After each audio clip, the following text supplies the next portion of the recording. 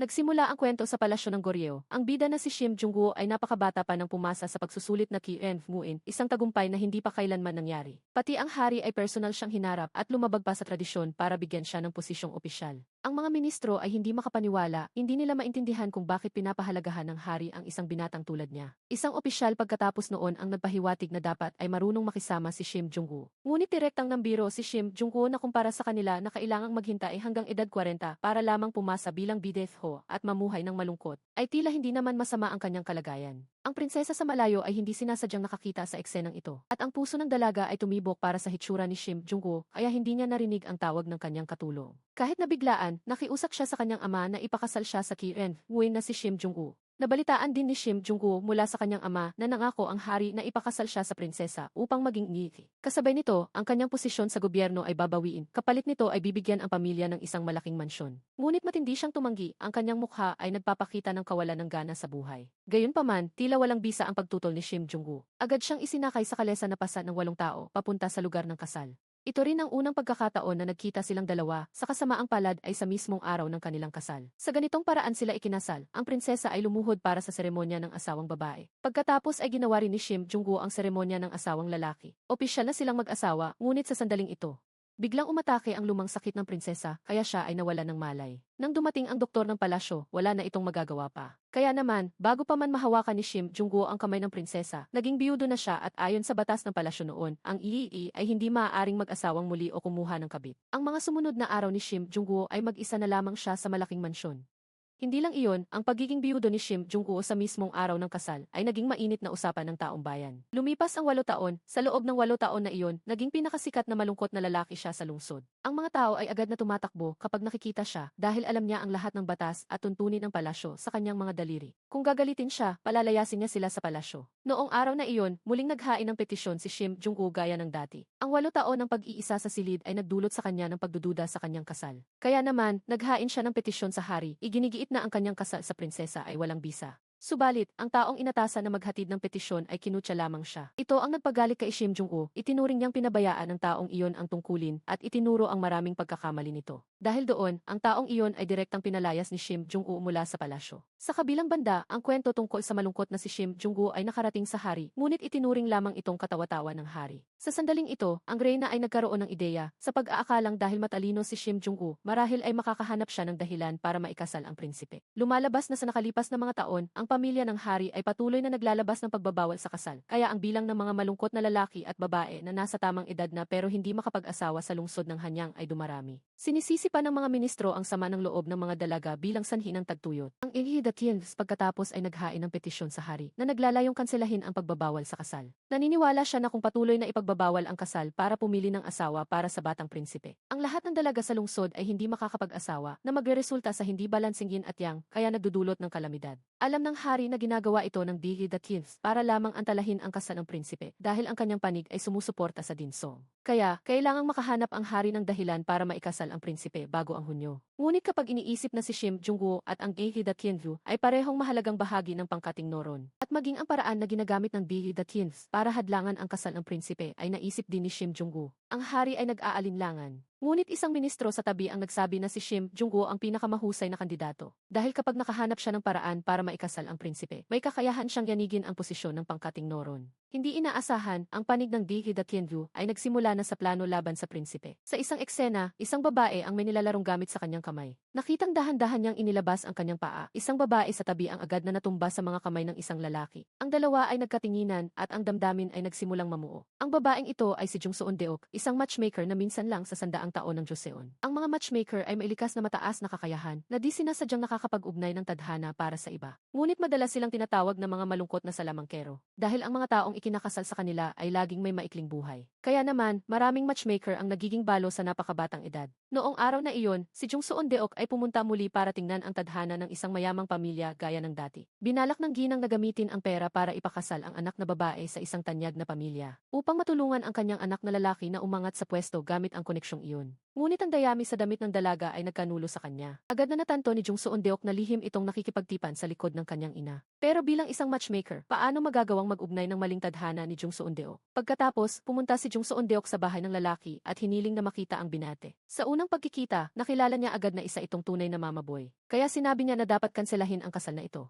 Ito ang nagpagalit ng husto sa ginang ng panig ng babae. Ipinaliwanag ni Jung Seon-deok na ang kanilang kasal ay hindi magkakaroon ng tagapagmana. Dahil sa husay magsalita ni Jung Seon-deok, napilitan ang ginang na sumuko na lang. Hindi akalain na nagsisinungaling lang pala si Jung Seon-deok dahil alam niya na ang isang kasal na itinakda lang ng mga magulang ay magiging napakalungkot sa huli. Pagkatapos ng trabaho ni Jung Seon-deok at pauwi na, nakatagpo siya ng isang kakaibang lalaki sa daan. Habang nagtatalo ang dalawa, biglang mailumitaw na taong may pasa na paninda sa likod ng lalaki. Para hindi ito mabangga, malakas na hinila ni Jung Seon-deok ang lalaki.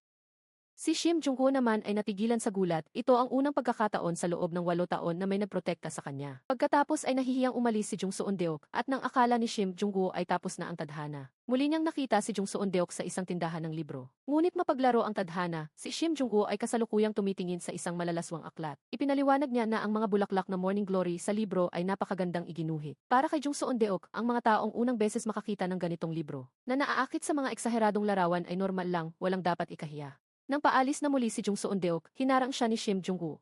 Bumulong si Jung Seon-deok na nakakairita ang lalaking ito. Narinig ito ni Shim Jung-woo, kaya hiningi niya ang pangalan at edad ni Jung Seon-deok. Dahil sa hindi siya tinatantanan ni Shim Jung-woo, gumanti si Jung Seon-deok. Tinanong niya kung nahulog na ba ang loob nito sa kanya, kaya ginagawa ito. Susubukan sanang sumagot ni Shim Jung-woo pero bigla siyang sinumpong ng sinok. Dahil panalo sa pagtatalo, hindi na siya pinansin ni Jung Seon-deok. Pagkatapos, ibinigay niya ang librong ito sa isang ginang. Ang ginang na ito ay madalas na hindi makakain at makatulog ng maayos. Ngunit simula nang mabasa ang librong dinala niya, naging mas masigla ang buong pagkatao nito. Nang paalis na siya, nakita ni Jung Seon-deok ang isang katulong na lihim na nag-aalaga sa ginang. Inisip ni Jung Seon-deok na kumpara sa amo na laging nasa labas, baka ang taong ito ang mas bagay sa kanya. Kung may susunod na buhay, umaasa siyang magkita silang muli sa parehong katayuan para ituloy ang dating tadhana. Ngunit sa ibang lugar, dahil sa gulat noong umaga, nagpasya si Shim Jung-woo na maghain ng petisyon laban sa mga nobela na sumisira sa danga ng mga opisyal. Pero tuwing susulat ng ilang salita, ang mukha ni Jung Seon-deok ang lumilitaw sa kanyang isip. Akala niya ay simpleng sakit lang ang dibdib ito, kaya sumulat siya ng panibago. Ngunit kahit ilang beses siyang sumulat, laging bigo. Kinabukasan, pumunta siya sa doktor ng palasyo para magpasuri. Sinabi ng doktor sa kanya na hindi ito sakit sa dibdib, kundi sakit sa puso. Pagkatapos, bumalik siya sa tindahan ng libro at pagkakita kay Jung Seon-deok, agad siyang nagtapat ng pag-ibig sa kanya. Si Jung Seon-deok at ang mga taong nakikinig sa paligid ay pare-parehong natulala. Biglang napagtanto na nagkamali siya ng sinabi, kaya agad na binago ni Shim Jung-woo at sinabing hindi niya ito gusto. Pagkatapos ay sinabi niya na dahil kahapon ay kusa ng ipinagpalagay ni Jung Seon-deok na gusto niya ito. Kaya ngayong araw ay espesyal siyang pumunta rito para ipaalam na hindi niya ito gusto kahit kaunti. Nang marinig ito ni Jung Seon-deok, inisip niya na hindi lang nakakairita si Shim Jung-woo, kundi isa itong tunay na baliw. Kaya naman agad siyang nagpakumbaba, mabilis na humingi ng tawad at nangakong hinding-hindi na muling magpapakita sa harap nito. Nang akala ni Shim Jung-woo na tapos na ang lahat, bigla siyang inaresto ng opisyal ng Iljumbu sa salang pagtataksil sa bayan. Lumalabas na inisip ng hari na minaliit niya ang pamilya ng hari at niloko ang hari, kaya ipinag-utos ang pag-aresto sa kanya. Pagkatapos, ang lahat ng mga petisyon na inihain niya sa nakalipas na mga taon ay inilabas. Sinabi ng hari na bilang isang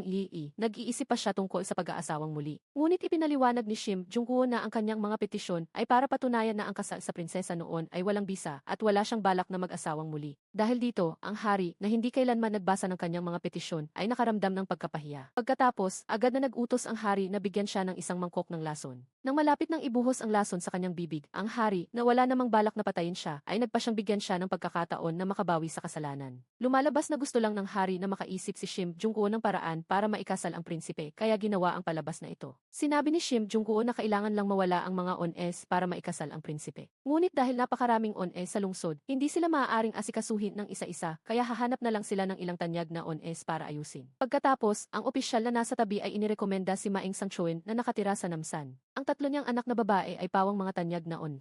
Higit pa rito, naging kasama siya ng hari noong bata pa, kaya maaari siyang gumanap bilang kaibigang marunong tumupad sa pangako.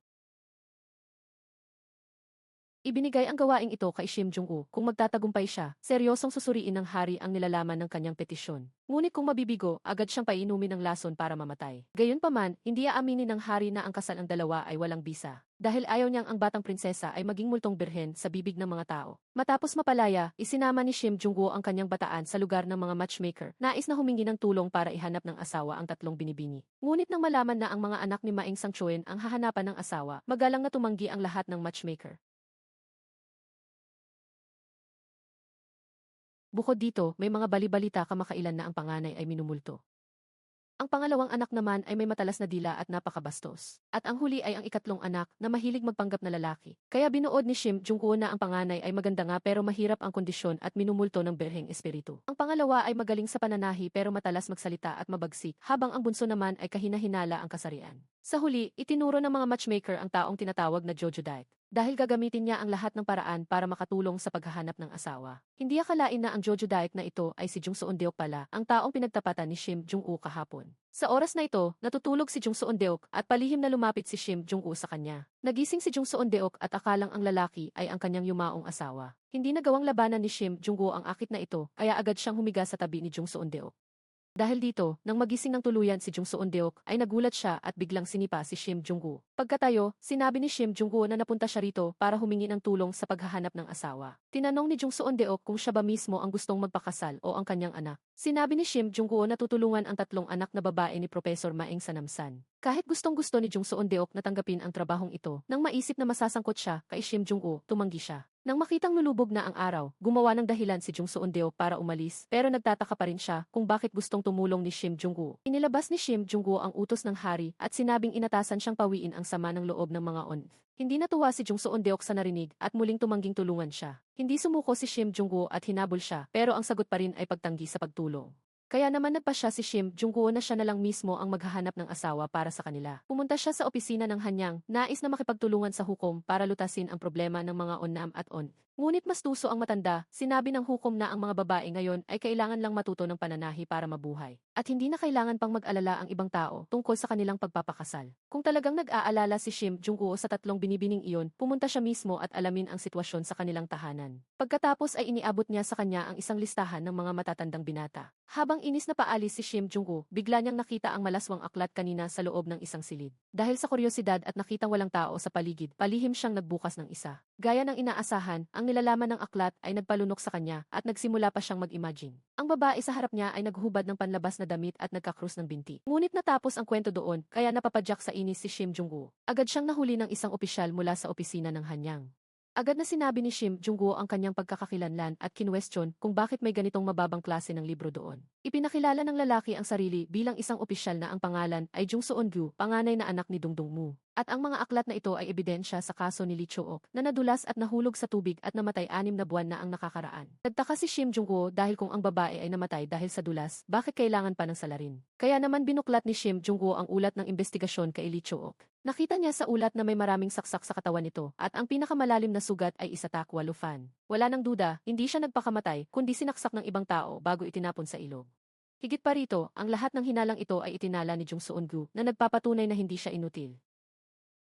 Matapos umalis sa opisina ng Hanyang, pumunta si Shim Jung-woo sa isang botika para hanapin ang ginang. Ngunit ang humarap sa kanya ay ang panganay na anak na si Maeng Hana. Nang malaman na naroon si Shim Jung-woo para tulungan silang makahanap ng mapapangasawa, sinabi ni Maeng Hana na hindi sila makapag-asawa, kundi ayaw nilang mag-asawa kaya hindi nila kailangan ang tulong niya. Nang marinig ito ni Shim Jung-woo, itinuring niya silang mga walang galang sa magulang dahil nasa tamang edad na pero ayaw pang mag-asawa. Ngunit ang kanilang ina ay hindi rin sumasang-ayon sa kanilang pagpapakasal dahil sa kaisipang Confucianismo. Ang tanging bagay na mas mataas pa sa katapatan ay ang pagmamahal sa magulang kaya hindi nila maaaring baliwalain ang kagustuhan ng ina para sa isang estranghero. Nang makitang matigas ang loob ng panganay, napilitan si Shim Jung-woo na mag-isip ng ibang paraan pero ang bunsong kapatid sa tabi ay mukhang nababahala. Kinabukasan, hinanap ng bunsong kapatid si Jung Seon-deok, humihingi ng tulong na ihanap ng asawa ang kanyang dalawang ate. Lumalabas na gustong-gusto na ng bunso na mag-asawa, pero dahil hindi pa kasal ang mga ate niya, hindi rin siya pwedeng mauna. Bilang magkaibigan, pumayag si Jung Seon-deok na tulungan siya at ang kanyang mga ate na makahanap ng magandang tadhana. Kaya naman hinanap ni Jung Seon-deok si Shim Jung-woo at pumayag sa naunang hiling nito. Sinabi ni Shim Jung-woo kay Jung Seon-deok na ang kasalan ay dapat matapos bago ang Hunyo. Bilang kanyang kasosyo, kailangan niyang iulat ang bawat hakbang ng paghahanap ng mapapangasawa. Pagkatapos ay binigyan niya si Jung Seon-deok ng isang kumpletong listahan ng mga matatandang binata at pinapili siya ng mga angkop. Sinulyapan ni Jung Seon-deok ang pabalat at nalamang ang listahang ito ay 2 taon na ang nakalipas at hindi pa updated ang laman. Biglang itinuro ni Jung Seon-deok ang isang pangalan at sinabing noong nakaraang buwan lang ay tinulungan niyang magdaos ng unang kaarawan ang anak ng lalaking ito. Napahiya si Shim Jung-woo at binawi ang aklat, sinabihan na lang siyang malayang pumili ng sinumang matandang binata. Gayunpaman, nagbigay din ng kondisyon si Jung Seon-deok na ang lahat ng pagpapakasal ay dapat gawin sa kanyang sariling paraan. Pagkatapos, pumirma sila ng kontrata at tumanggap si Jung Seon-deok ng down payment. Ang natitirang bayad ay ibibigay pagkatapos ng kasalan. Kung hindi matutulungan ni Jung Seon-deok ang tatlong binibini na makasal bago ang Hunyo, kailangan niyang ibalik ang doble ng down payment. Gayunpaman, nagpakita ng malaking tiwala sa sarili si Jung Seon-deok. Nakipagkita siya sa kanya pagkaraan ng 3 araw sa isang tindahan para pag-usapan ang plano dahil ngayon ay may gagawin siyang mas mahalaga. At ang mas mahalagang bagay na iyon ay ang ihanap ng asawa ang kanyang hipag. Ang yumaong asawa ni Jung Seon-deok ay nakiusap sa kanya na alagaan ang bunsong kapatid na si Ejin hanggang sa makapag-asawa ito. At ang mas mahalaga ay ang ihanap ito ng isang mabuting pamilya. Kaya naman, nakiusap si Jung Seon-deok sa tunay na Jojo Daek na pumunta sa kanilang bahay para tumulong. Ngunit mukhang ayaw ni Jojo Daek.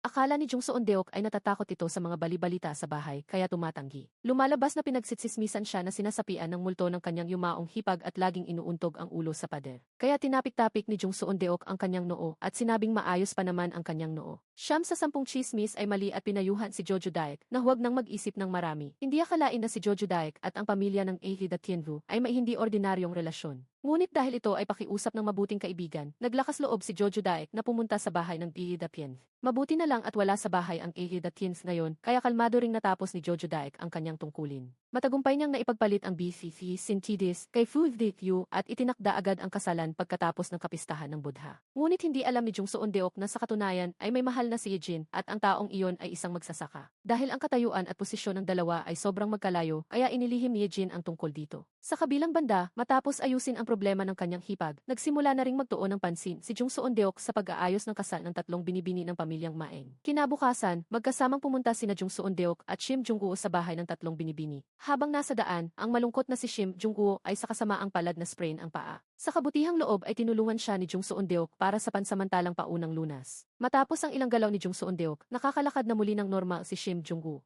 Para sa kanyang dangal, sinabi ni Shim Jung-woo na alam din niya ang paraan ng paunang lunas, nagkataon lang na natigilan siya kaya nakalimutan ito. Pagkatapos ay inisip niya na paanong ang isang maliit na mga ngalakal na tulad ni Jung Seon-deok ay kumikilos ng padalos-dalos at sinabihan itong lumayo sa kanya. Nang makitang nagagalit ng walang dahilan si Shim Jung-woo, naramdaman ni Jung Seon-deok na kamukhang kamukha nito ang malungkot na lalaking iyon. Kahit na nakakainis ang malungkot na lalaki dahil magkaiba ang kanilang katayuan, kailangan pa rin niya itong tawaging dakilang opisyal. Sa ganoong paraan, umakyat sila sa bundok at tumawid sa sapa hanggang sa marating ang bahay ng tatlong binibini. Pagkatapos, humarap ang dalawa para magbigay galang sa ina ng tatlo. Direkta ring tumanggi si Fu Maeng sa pagpapakasal ng mga anak sa katwirang ang pag-aalaga ng mga ito sa bulag na ina ang tunay na tungkulin. Pagkasabi noon, inutusan niya ang panganay na anak na ihatid ang dalawa palabas. Pagkalabas, nakatagpo nila ang pangalawang anak na babae at ang pangalawang anak na ito ay nagkaroon na ng pagkakataong makita noon si Shim Jung-woo. Agad naman pagkatapos noon, ang bunso na nakasuot ng damit lalaki ay nagmamadaling pumasok. Lumalabas na ang bunsong si Maeng Samsoon ang siyang may akda ng mga malalaswang aklat. Sa ibang pangyayari, 1 oras lang ang nakalipas, may isang lalaki na araw-araw pumupunta para bumili ng malalaswang aklat para lang makita ang may akda. Nagtago sa isang tabi si Maeng Samsoon at narinig ang lalaki na todo puri sa kanyang nobela, kaya nagbigay siya ng senyas sa may-ari. Agad namang naintindihan ng may-ari ang ibig sabihin at sinabihan ang lalaki na tumingin ng mabuti sa harapan.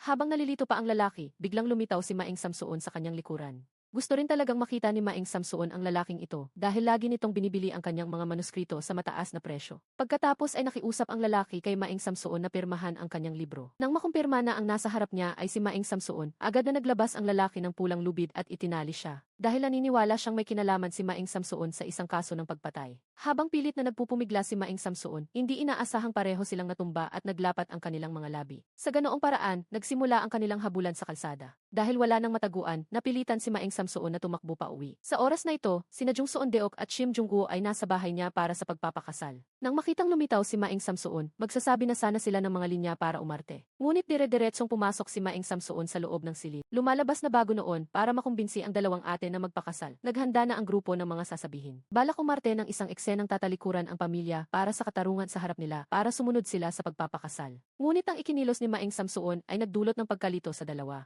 Hanggang sa makita nila si Jung Seon-gu na humahabol, doon lang nila naintindihan. Agad ding nagtago si Jung Seon-deok dito dahil si Jung Seon-gu ay ang kanyang kapatid na lalaki. At hindi nito alam na siya ay nagtatrabaho bilang matchmaker para sa ibang tao. Pagkapasok ni Jung Seon-gu, agad itong nagtanong kung may nakitang iskolar na pumasok at nagsimulang maghalughog. Nang balak na niyang suriin ang silid kung saan nagtatago si Maeng Samsoon, hinarang siya ng pangalawang ate. Dahil dito, lalong naghinala si Jung Seon-gu na may tao sa loob. Agad pagkatapos noon, si Maeng Samsoon na nakasuot na ng damit babae ay pumasok mula sa malaking pinto. Tinignan ni Jung Seon-gu ng mabilisan si Maeng Samsoon bago umalis. Nang makitang maayos na ang lahat, sinimulan na nina Maeng Samsuon at Shim Jungwoo ang kanilang palabas. Sinabi nila na kung hindi makikipagtulungan ang tatlong binibini, isusumbong ni Shim Jungwoo sa opisina ng Hanyang ang pagsusulat ni Maeng Samsuon ng malalaswang aklat. Ngunit ang panganay at pangalawang ate ay hindi pa rin masyadong payag. Sa sandaling ito, si Jung Seon-deok na matagal nang nagtatago ay dahan-dahang lumitaw. Sinabi niya sa tatlong binibini na pumayag na ang kanilang ina na ipakasal sila. Lumalabas na habang nagtatago sa kanyang kuya, muling kinausap ni Jung Seon-deok si Fu Did Maeng tungkol sa kasalan. Alam niyang gusto talaga ni Fu Did Maeng na ipakasal ang kanyang mga anak. Ang larawan ng mga Mandarin Duck sa dingding ang naghayag ng kanyang iniisip. Ang larawang ito ay bahagi ng dote na inihanda niya para sa kasal ng panganay na anak 5 taon na ang nakakaraan. Ngunit hindi alam ni Jung Seon-deok kung ano ang nangyari 5 taon na ang nakalipas. Ang alam lang niya ay tutulungan niya ang tatlong binibini na mahanap ang nakatadhanang pag-ibig. Sa kabilang banda, narinig na rin talaga ni Fu Did Maeng ang tungkol sa katanyagan ni Jung Seon-deok. Ang pagpaupa ng kasal ng kanyang mga anak sa kanya ay tiyak na walang magiging problema. Kaya naman pumayag siya na tulungan ni Jung Seon-deok ang kanyang mga anak sa paghahanap ng mapapangasawa. Ngunit kinabukasan, isang matchmaker ang dumating kasama ang isang pangkat ng mga tao. Sinasabing gustong kunin ng opisyal ng Bin Ilfi ang panganay na anak bilang kabit. Pero paano papayag si Fu Did Maeng na maging kabit lang ang kanyang anak? Direkta niyang tinanggihan ang alok na ito ng kasal. Dahil dito, dinakip ng mga kawal si Fu Did Maeng na parang isang kriminal. Nang malaman ito, inisip ni Jung Seon-deok na tiyak na may kinalaman dito si Shim Jungwoo. Marahil ay ginamit niya ang batas na kung ang anak ay lampas 24 taong gulang na at hindi pa kasal, ang magulang ang dapat managot para gawing kabit ng Bin-il ang panganay. Habang iniisip naman ni Shim Jungwoo na sa ganoong paraan ay direktang malulutas ang kasal ng panganay. Hindi ba napakabuti niyon? Ito ang nagpagalit ng husto kay Jung Seon-deok na nasa tabi niya. Dito, ayon sa batas, kung ang isang dalaga ay lampas 24 taong gulang na at hindi pa kasal hindi dahil sa kahirapan, ang mga magulang ang dapat managot. Pagkasabi nito, iniutos ng hukom na parusahan si Yenf, Maeng ng 30 palo. Paano makakayanan ng may sakit na ina ang 30 palong ito? Agad na lumuhod ang panganay na anak para magmakaawa sa hukom. Sinasabing naghahanap na siya ng mapapangasawa, kaya pakiusap ay patawarin ang kanyang ina. Ngunit muling binanggit ng hukom ang nangyari 3 taon na ang nakalipas. Dahil 3 taon na ang nakalipas, noong may malawakang matchmaking para sa mga matatandang binata at dalaga. Sinabi rin iyon ni Maeng Han na kaya sa pagkakataong ito, hindi niya mapapalampas ng madali ang ina nito. Maliban na lang kung pumayag ngayon si Ginang Maeng na maging kabit, ay ituturing na parang walang nangyari ang lahat. Ngunit matigas na tumanggi si Ginang Maeng, lumalabas na. Ang lahat ng ito ay pakana ng ministro ng digmaan. Dahil ang panganay na anak ay napakabait, hindi niya kayang makitang naghihirap ang ina. Sa ganitong paraan, madali siyang mapapakasalan nito bilang kabit. Hindi lang iyon, ang balitang sinasapian ng Birheng Mumu ang panganay ay ikinalat din ng ministro. Kinabukasan ng maaga, nagbayad si Jung Seon-deok sa opisina ng Hanyang. Pinayuhan si Ginang Maeng na sikaping patagalin ang oras bago ang parusa. Siya at ang panganay ang lulutas nito bago magtanghali. Pagkatapos, humingi siya ng tulong sa kapatid na lalaki na palunurin ang tambol ng katarungan. Dahil may isang binibini na may kaapihang kailangang ihayag. Nang sumapit ang oras ng parusa, kahit sinubukan ni Ginang Maeng na magtagal, ang dapat mangyari ay mangyayari pa rin. Kasabay nito, ang pagpalo ng panganay sa tambol ng katarungan.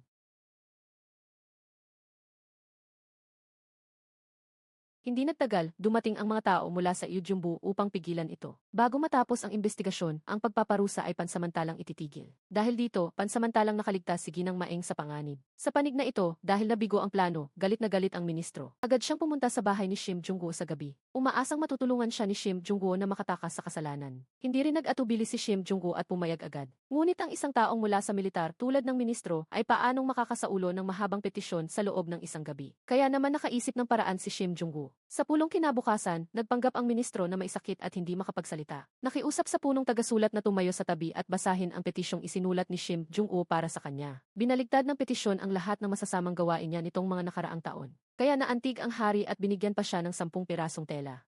Habang natutuwa ang ministro, sinabi ng punong tagasulat na hindi pa tapos basahin ang petisyon. Naguluhan ang ministro nang marinig ito. Lumalabas na habang nagsusulat si Shim Jungwoo, nakatulog ang ministro. Bukod doon ay hindi siya mahilig magbasa kaya hindi niya ito sinuring mabuti. Dahil dito, hindi lang nakansela ang pagkuha niya ng kabit kundi kailangang ibigay ang lahat ng ari-arian niya para bayaran ang utang sa kaba ng bayan. Labis itong ikinatuwa ng hari at agad na ipinag-utos na kunin ang lahat ng itinago niyang yaman. Matapos ang pangyayari, pinuntahan ng kaliwang ministro at ministro ng digmaan si Shim Jungwoo para mangatwiran. Sumagot si Shim Jungwoo na ito ang nilalamang sinang-ayunan ng ministro noon pa. Noon lang naalala ng ministro ang mga sinabi ni Shim Jungwoo kahapon, kaya huling na ang pagsisisi niya. Sa totoo lang, nang paluin ng panganay ang tambol, sinabi na ni Shim Jungwoo kay Jung Seon-deok na hindi sapat ang tambol para parusahan ang ministro. Hindi pa alam ni Jung Seon-deok ang kalakaran sa palasyo, kaya syempre, hindi niya alam na ang pagpapautang ng malaki at ang pagkuha ng kabit ay walang kaugnayan at ang pagiging mahilig sa babae ay hindi labag sa batas. Sa halip, ang panganay na may sala na pumalo pa sa tambol ay madaragdagan ng sala sa pag-abala sa tungkulin.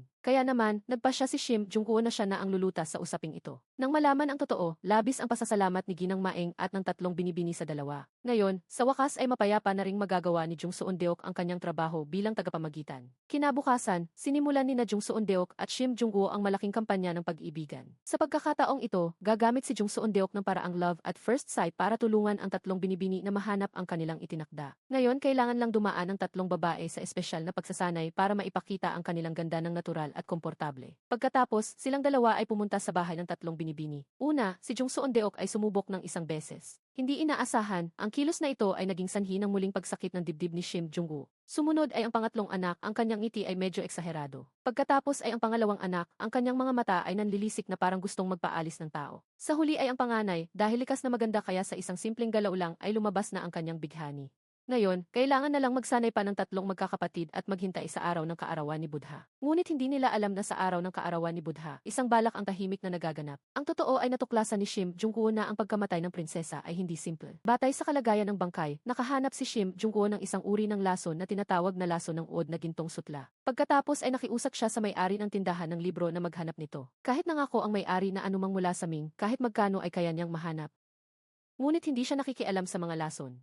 Kaya naman, nakiusap lang si Shim Jung-woo na makinig siya ng balita sa halip na siya mismo ang maghatid ng gamot. Sa ganitong paraan, nakakuha si Shim Jung-woo ng balita tungkol sa uri ng lason. Gustong itanong ni Shim Jung-woo sa may-ari kung may bumili na ba ng lasong ito noon. Ngunit ang may-ari sa negosyo ay hindi kailanman naglalabas ng impormasyon ng kliyente. Agad na hudyat sa mga tauhan na palibutan sila. Upang manatiling buhay, ang katulong ni Shim Jung-woo ay napilitang maglabas ng pilak para bilhin ang tableta ng lason. Kaya matagumpay na nakakuha si Shim Jung-woo ng lason at nakiusap sa kaibigang doktor na suriin ang mga sangkap. Hindi niya alam na bago siya dumating, may bumili na ng natitirang tableta ng lason. At ang taong ito ay ang tauhan ng ministro ng digmaan. Pagkatapos ay ibinigay ng ministro ang lason sa kaliwang ministro. Sa pagkakataong ito, ang kanilang target ay ang tagapagmana ng trono. Ngunit ang tatlong kainan sa isang araw ng tagapagmana ay personal na inihahanda ng reyna, kaya mahirap kumilos. Kaya lihim na nagbigay ang kaliwang ministro ng lason sa isang katulong sa palasyo. Sinabihan siyang inumin ang lason kasama ang mga tira-tirang pagkain ng tagapagmana. Sa ganitong paraan, ang katulong ay nalason at namatay. Ang kalagayan ng mamatay ay katulad ng sa dating prinsesa. Ito ay nagdulot ng labis na pag-aalala sa reyna para sa kaligtasan ng tagapagmana. Nagkataon, noong nakaraang gabi ay may isang babaeng manghula ang bumisita sa reyna. Sinabi sa kanya na noong taong iyon ang prinsesa ang sumalo sa kamalasan para sa tagapagmana. Ngayon ay muling lumitaw ang nakakatakot na hangin ito sa palasyo. Kung hindi agad isa sa ayos na lumabas ang tagapagmana sa palasyo para magtago ay malalagay sa panganib ang kanyang buhay. Kaya sa araw ng kaarawan ni Buddha, lihim na inilabas ng reyna ang tagapagmana sa palasyo upang pansamantala siyang tumira sa isang lugar.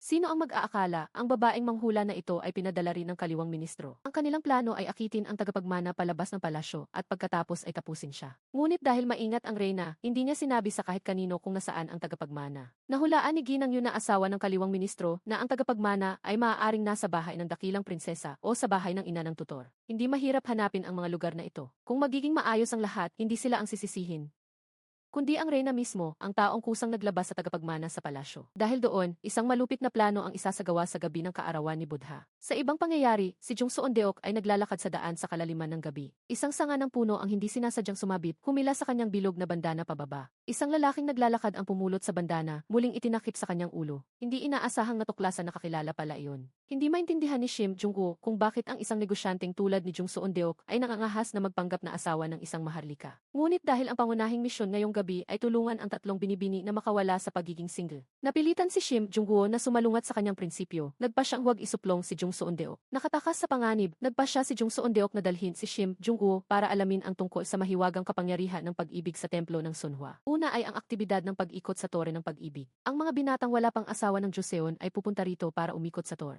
Ngunit silang lahat ay may malinaw na nais. Mayroon ding ilang mga ginang sa gitna nila. Nandito sila para suriin kung maayos ba ang kanilang magiging manugang. Kasunod ay ang lugar na pinakagusto ni Jung Seon-deok. Ito rin ang lugar na may pinakamataas na tsansa para sa love at first sight, dahil ito ang punto ng dalawang tor. Tumingala si Jung Seon-deok para damhin ang magandang sandaling ito. Hindi inaasahan, si Shim Jung-woo na nasa tabi niya ay nagsimulang magkaroon ng guni-guni. Naramdaman niya na parang lahat ng tao sa paligid ay nakatitig sa kanya. Sa sobrang takot, ipinikit niya ng mahigpit ang kanyang mga mata. Mabuti na lamang, ang boses ni Jung Seon-deok ang humila sa kanya pabalik sa realidad. Tiningnan ni Shim Jung-woo si Jung Seon-deok sa harap niya at dahan-dahang nahimasmasan. Lumalabas na may social anxiety si Shim Jung-woo. Tuwing nasa mataong lugar ay sumasakit ang kanyang puso. Pero basta wala siyang makitang tao ay gumagaan ang pakiramdam niya. Kaya nagpasya si Jung Seon-deok na hahawanin ang daan para sa kanya. Sinabi sa kanya na sundan lang siya sa paglakad. Sa ganoon, dinala ni Jung Seon-deok si Shim Jung-woo sa isa pang tipunan ng mga binata. Ang lugar na ito ay tinatawag ng mga matchmaker na dingding ng kadiliman. Maraming mga lalaki ang nagtitipon doon para maglaro ng chess, mag-usap at magbulungan kung may nagustuhan silang babae. Pagkatapos, nagsimulang mangolekta ng impormasyon si Shim Jung-woo tungkol sa mga binata sa daan. Binigyan niya ng numero ang bawat isa at kinapanayam sila. Inaalam ang katayuan at hilig ng bawat isa. Pero matapos makausap ang ilan, ang pamantayan nila sa pagpili ng kapareha ay kakatuwang magkakatulad. Lahat ay gustong makahanap ng batang-bata at maganda. Sa huli ay ang lalaki bilang 24, si Yoon Bugyom na nakatira sa nayo ng Sancheon. Nakakuha siya ng mataas na marka sa pagsusulit pero piniling magsaka. Kaya naging interesado si Shim Jung-woo sa kanyang dahilan. Dahil si Yoon Bugyom ay hindi kabilang sa anumang paksyon. Kaya kahit pumasa ay hindi siya magiging opisyal. Nang makitang nagsasalita si Shim Jung-woo ng ganoon kadirekta, nahulaan ni Yoon Bugyom na kabilang siya sa paksyong Noron. Dito nagtapos ang pakikipanayam sa mga binata. Sa kabilang banda, matapos mag-ayos ni Jung Seon-deok ay pinuntahan niya ang tatlong binibini. Binilin sila tungkol sa pangkalahatang plano ngayong gabi.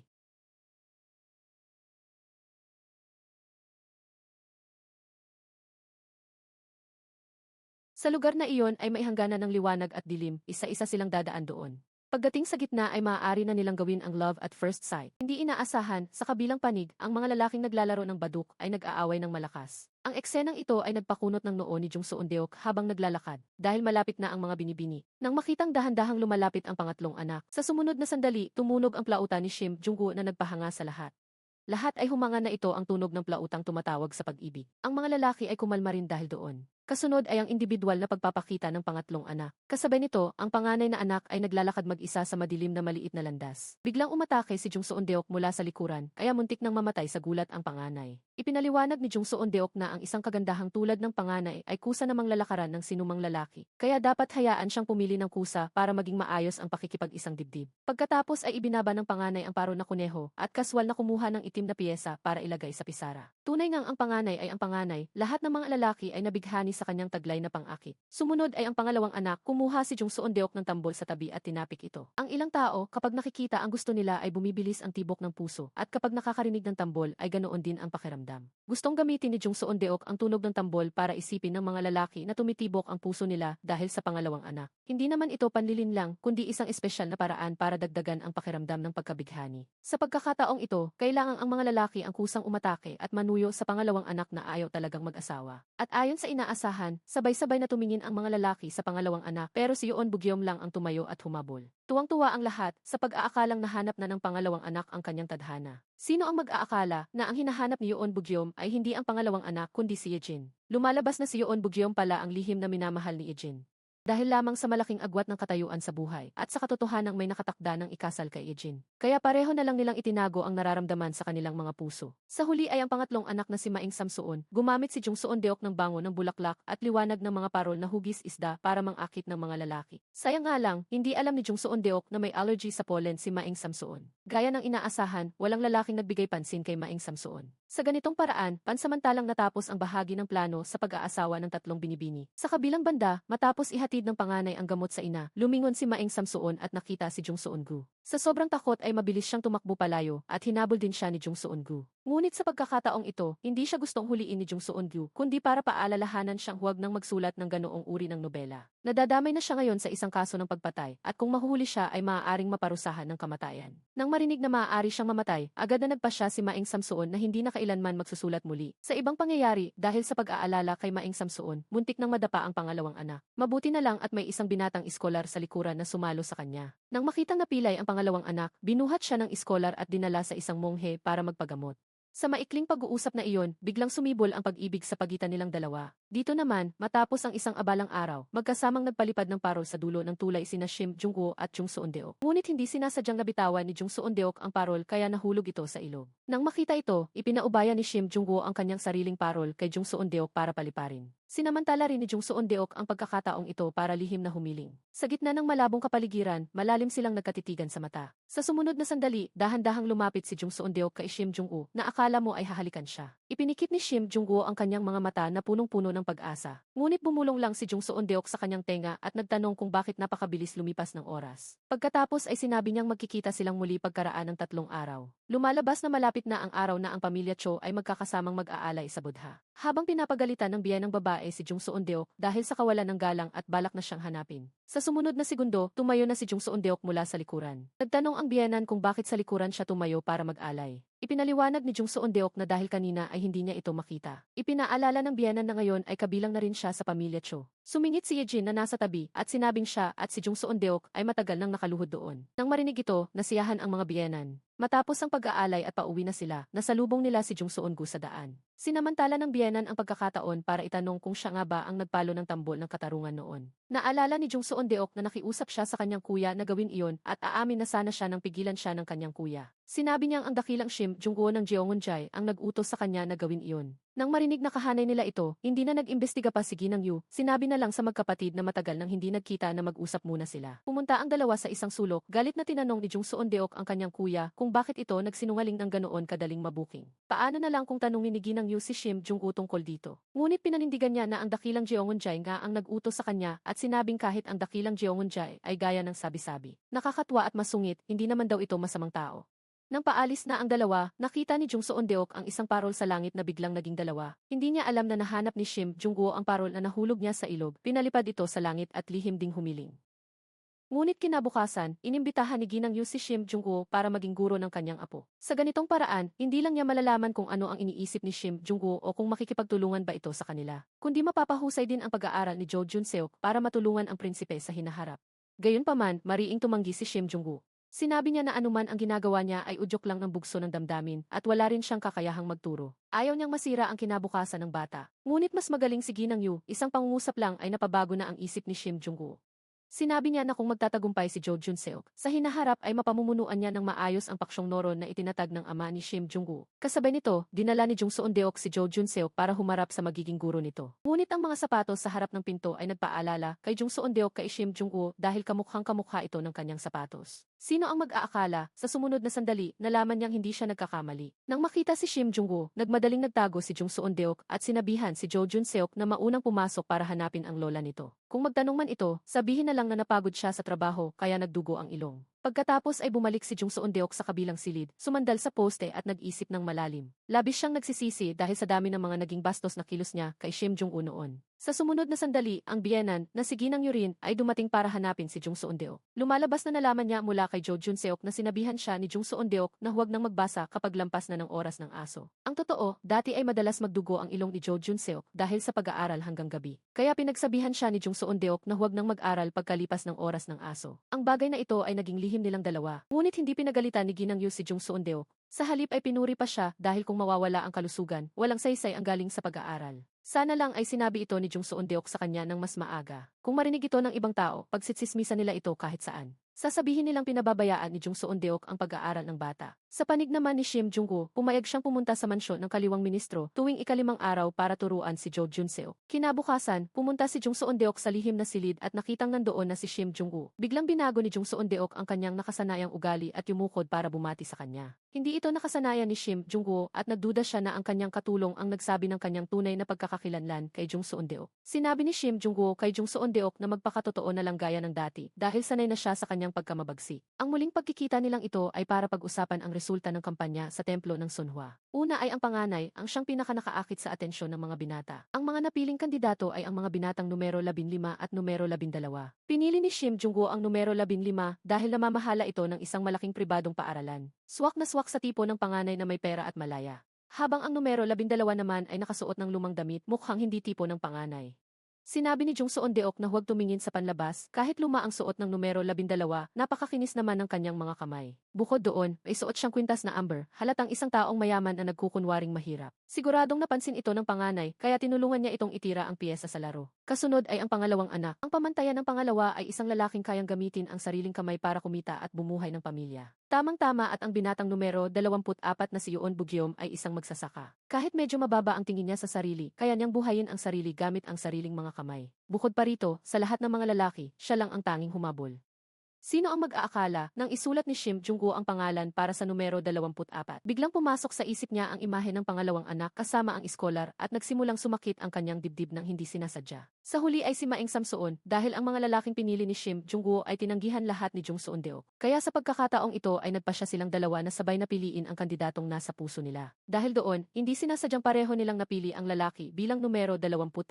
Ang pagdampi ng kanilang mga kamay ay nagdulot ng kaunting pagkahiya sa kanila. Hindi rin sinasadyang naitanong ni Shim Jung-woo kay Jung Seon-deok kung anong uri ng babae ang sa tingin niya ay babagay sa kanya. Natigilan si Jung Seon-deok ng ilang segundo nang sasagot na sana siya ay dumating ang katulong dala ang merienda. Kaya mabilis nilang binawi ang kanilang mga kamay. Sinabihan ni Jung Seon-deok si Shim Jung-woo na ligawan muna ang mga lalaking iyon habang siya naman ay may aasikasuhin pang iba. Samantala, nagsimulang mainis si Shim Jung-woo at sinisi ang katulong kung bakit ito dumating para mang-abala sa sandaling iyon. Sa ibang pangyayari, sa gabi, biglang pumunta ang biyena ni Jung Seon-deok sa kusina para tingnan kung nasaan na ang paghahanda ng hapunan. Ngunit hindi niya makita ang anino ni Jung Seon-deok. Mabuti na lang, sa sumunod na segundo, lumitaw si Jung Seon-deok dala ang isang banga ng alak na luya. Ipinaliwanag na ang banga ay nakatago sa pinakailalim ng bodega, kaya nahirapan siyang kunin ito. Ngunit nagdududa pa rin si Ginang Yu, palihim siyang pumunta sa likod ng silid ni Jung Seon-deok. At nakitang nagkalat ang mga damit at libro sa sahig. Inutusan niya ang katulong sa tabi na huwag ipagsasabi ang tungkol dito. At inutusan din itong palihim na magtanong-tanong kung ano ba talaga ang ginagawa ni Jung Seon-deok sa labas. Nagkataon, kinabukasan ay ang araw ng pagbisita ng pamilya sa puntod. Habang ang lahat ay abala, hindi na naman makita si Jung Seon-deok. Lumalabas na mag-isa siyang nakaupo sa tabi ng puntod ng kanyang asawa. Nahanap ni Ginang Yu si Jung Seon-deok at tumabi sa kanya. Alam niya na mula nang mawala ang asawa, namuhay ng mag-isa si Jung Seon-deok ng napakahirap. Labis ding nasasaktan si Ginang Yu dahil ang kanyang anak ay sakiti na bata pa lang. At mula lamang nang makilala nito si Jung Seon-deok ay dahan-dahang naging mas masayahin. Ngunit ang oras nila sa isa't-isa ay talagang napakaikli. Inaliw ni Jung Seon-deok si Ginang Yu na kahit maikli ang kanilang oras,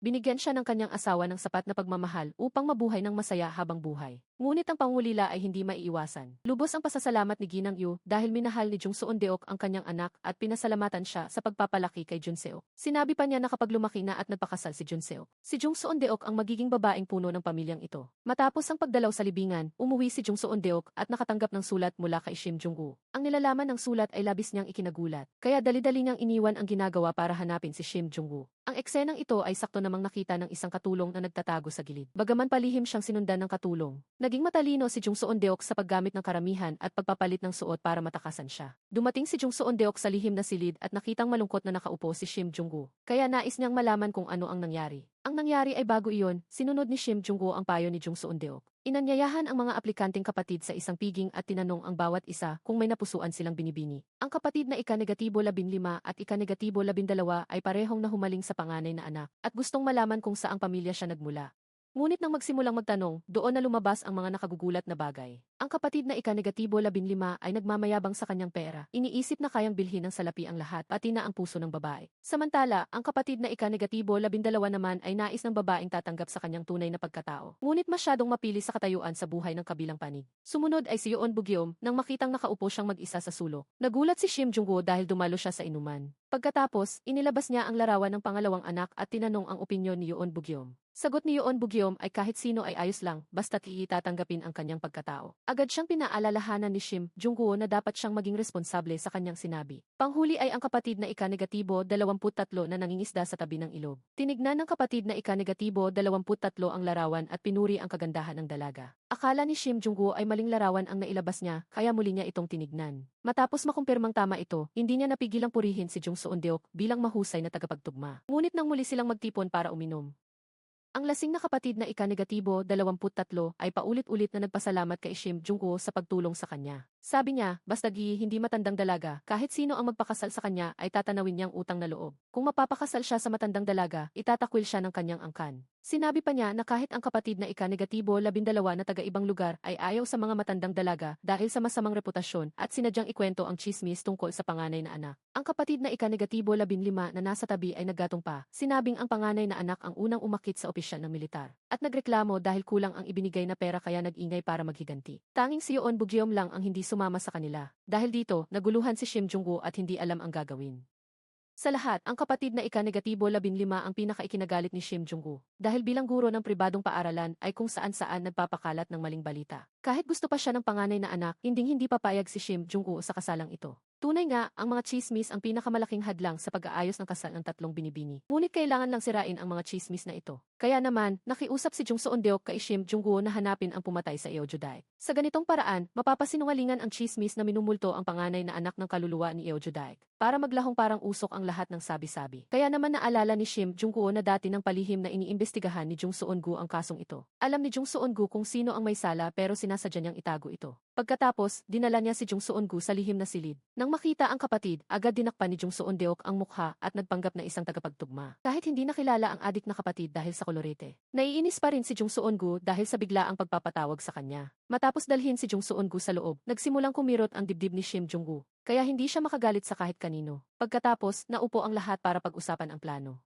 Sa pagkakataong ito, kailangan nilang pawiin ang chismis tungkol sa panganay na anak. Ngunit ang atensyon ni Maeng Samsuon ay natuon sa kapatid na ika-23 sa tabi ng larawan. Dahil alam na aplikante ito para mapangasawa ni Maeng Samsuon, medyo nainis si Jung Seon-gu na nakatayo sa tabi. Sinabihan sila ni Shim Jung-woo na huwag lumihis ng paksa. Pag-usapan ang dapat gawin, kailangang supuin agad ang chismis. Dapat malaman ng madla ang totoo, gawing magandang kwento ang maling balita at parusahan ang may sala sa malupit na krimen.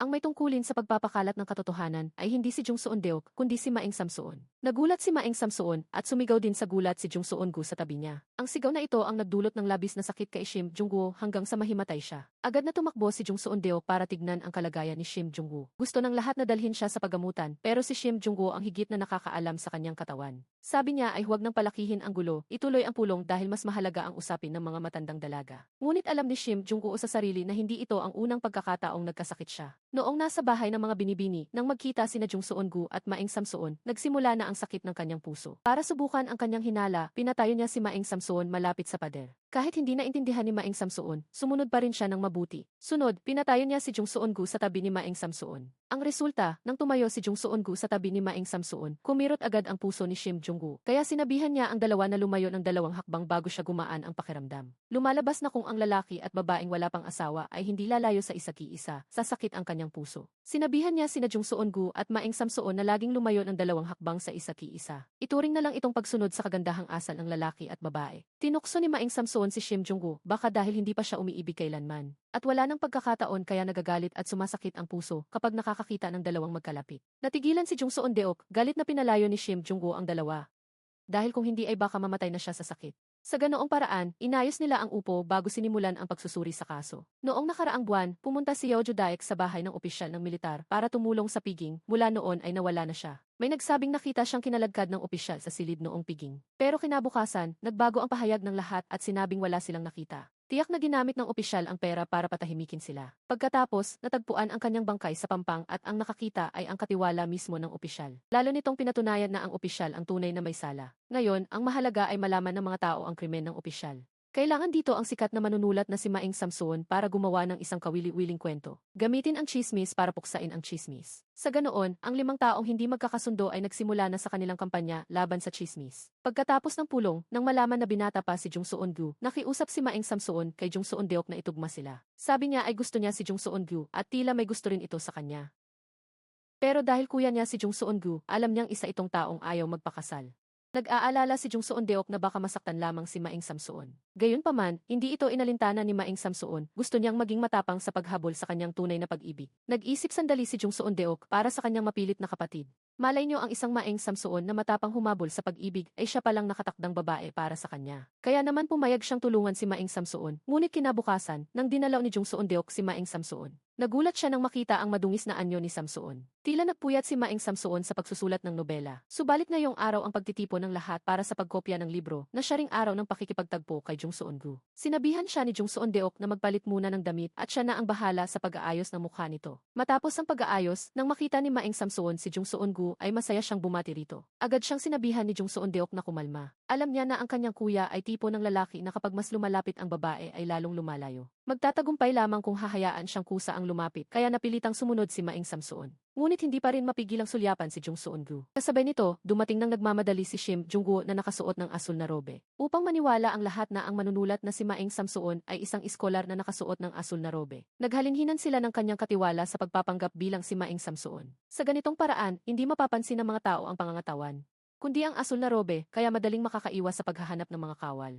Pagkatapos, binato ni Shim Jung-woo ng isang pirasong papel si Jung Seon-deok. Umaasa si Shim Jung-woo na isang tabi ni Jung Seon-deok ang pagkakaiba ng katayuan, at hindi na kailangang lumayo ng 3 hakbang sa kanya. Ngunit isinilid lamang ni Jung Seon-deok ang papel sa kanyang manggas. Dahil dito, sobrang naging balisa si Shim Jung-woo at mabilis na sumulat ng isa pang papel. Gusto niyang sumagot si Jung Seon-deok dahil kung hindi ay baka bumalik ang sakit ng kanyang puso. Nang makita ito, sumulat na rin si Jung Seon-deok ng sagot para sa kanya. Ngunit habang masayang binabasa ni Shim Jung-woo ang sagot ni Jung Seon-deok, natuklasan niyang isinulat lamang ito sa likod ng isang itinapong papel mula sa nobela. Kaya nadismaya siya. Gayunpaman, maingat pa rin niyang itinuplop ang papel at itinago ito ng mabuti. Kasabay nito, isang batang lalaki ang pilit na tumatakas mula sa pagtugis ng mga kaaway. Tumakbo ang bata sa isang bangin at nagtago sa ilalim nito. Nang malapit na siyang matuklasan ng mga kawal, isang ingay mula sa gilid ang agad na kumuha sa atensyon nila. Ang panganay na anak pala ang gumamit ng tirador para iligtas ang bata. Sa ganoong paraan, matagumpay na nakatakas ang bata sa panganib. Ngunit dahil hindi tumitingin sa harap, muntik na siyang mahulog sa baba. Mabuti na lamang at nayakap siya ng panganay na anak. Magalang na inalalayan ng bata ang panganay na anak patayo. Pagkaraan, dumating ang pangalawang anak matapos maglaba at tinanong kung sino ang bata. Hindi ordinaryo ang katayuan ng bata, ngunit hindi niya ito maaaring sabihin kahit kanino. Dahil walang sagot na nakuha, hinila ng pangalawang anak ang panganay para umalis. Agad na humawak ang bata sa kamay ng panganay na anak at nakiusap na ituloy ang pagtulong hanggang sa makauwi siya. Ngunit dahil gabi na, hindi na matandaan ng bata ang daan pa uwi dahil unang beses pa lamang niyang tumuloy sa bahay ng kanyang lolo. Dahil malapit na ang oras ng pagbabawal lumabas, nagpasya ang panganay na dalhin ang bata sa tanggapan ng hanyang. Ngunit sa susunod na sandali, dinala ng panganay ang bata sa sarili nilang bahay. Naguluhan ang pangalawang anak, akala niya ay ihahatid ang bata pa uwi. Bakit dinala rito sa bahay nila? Iyon pala, nang dalhin ng panganay ang bata sa hanyang, nakita niya roon ang opisyal ng militar. Nag-alala ang panganay na baka may galit pa rin sa kanya ang opisyal at saktan ang bata. Kaya pinatuloy muna niya ito sa bahay nila ng isang gabi at ihahatid na lamang bukas. Nang makitang hindi makatulog ang bata sa gabi, nagpasya ang panganay na ipasyal siya. Pumunta ang dalawa sa isang bawal na lugar at hindi naintindihan ng bata kung bakit sila nandoon. Ipinaliwanag ng panganay na dahil walang tao rito, mas mainam itong pasyalan sa gabi.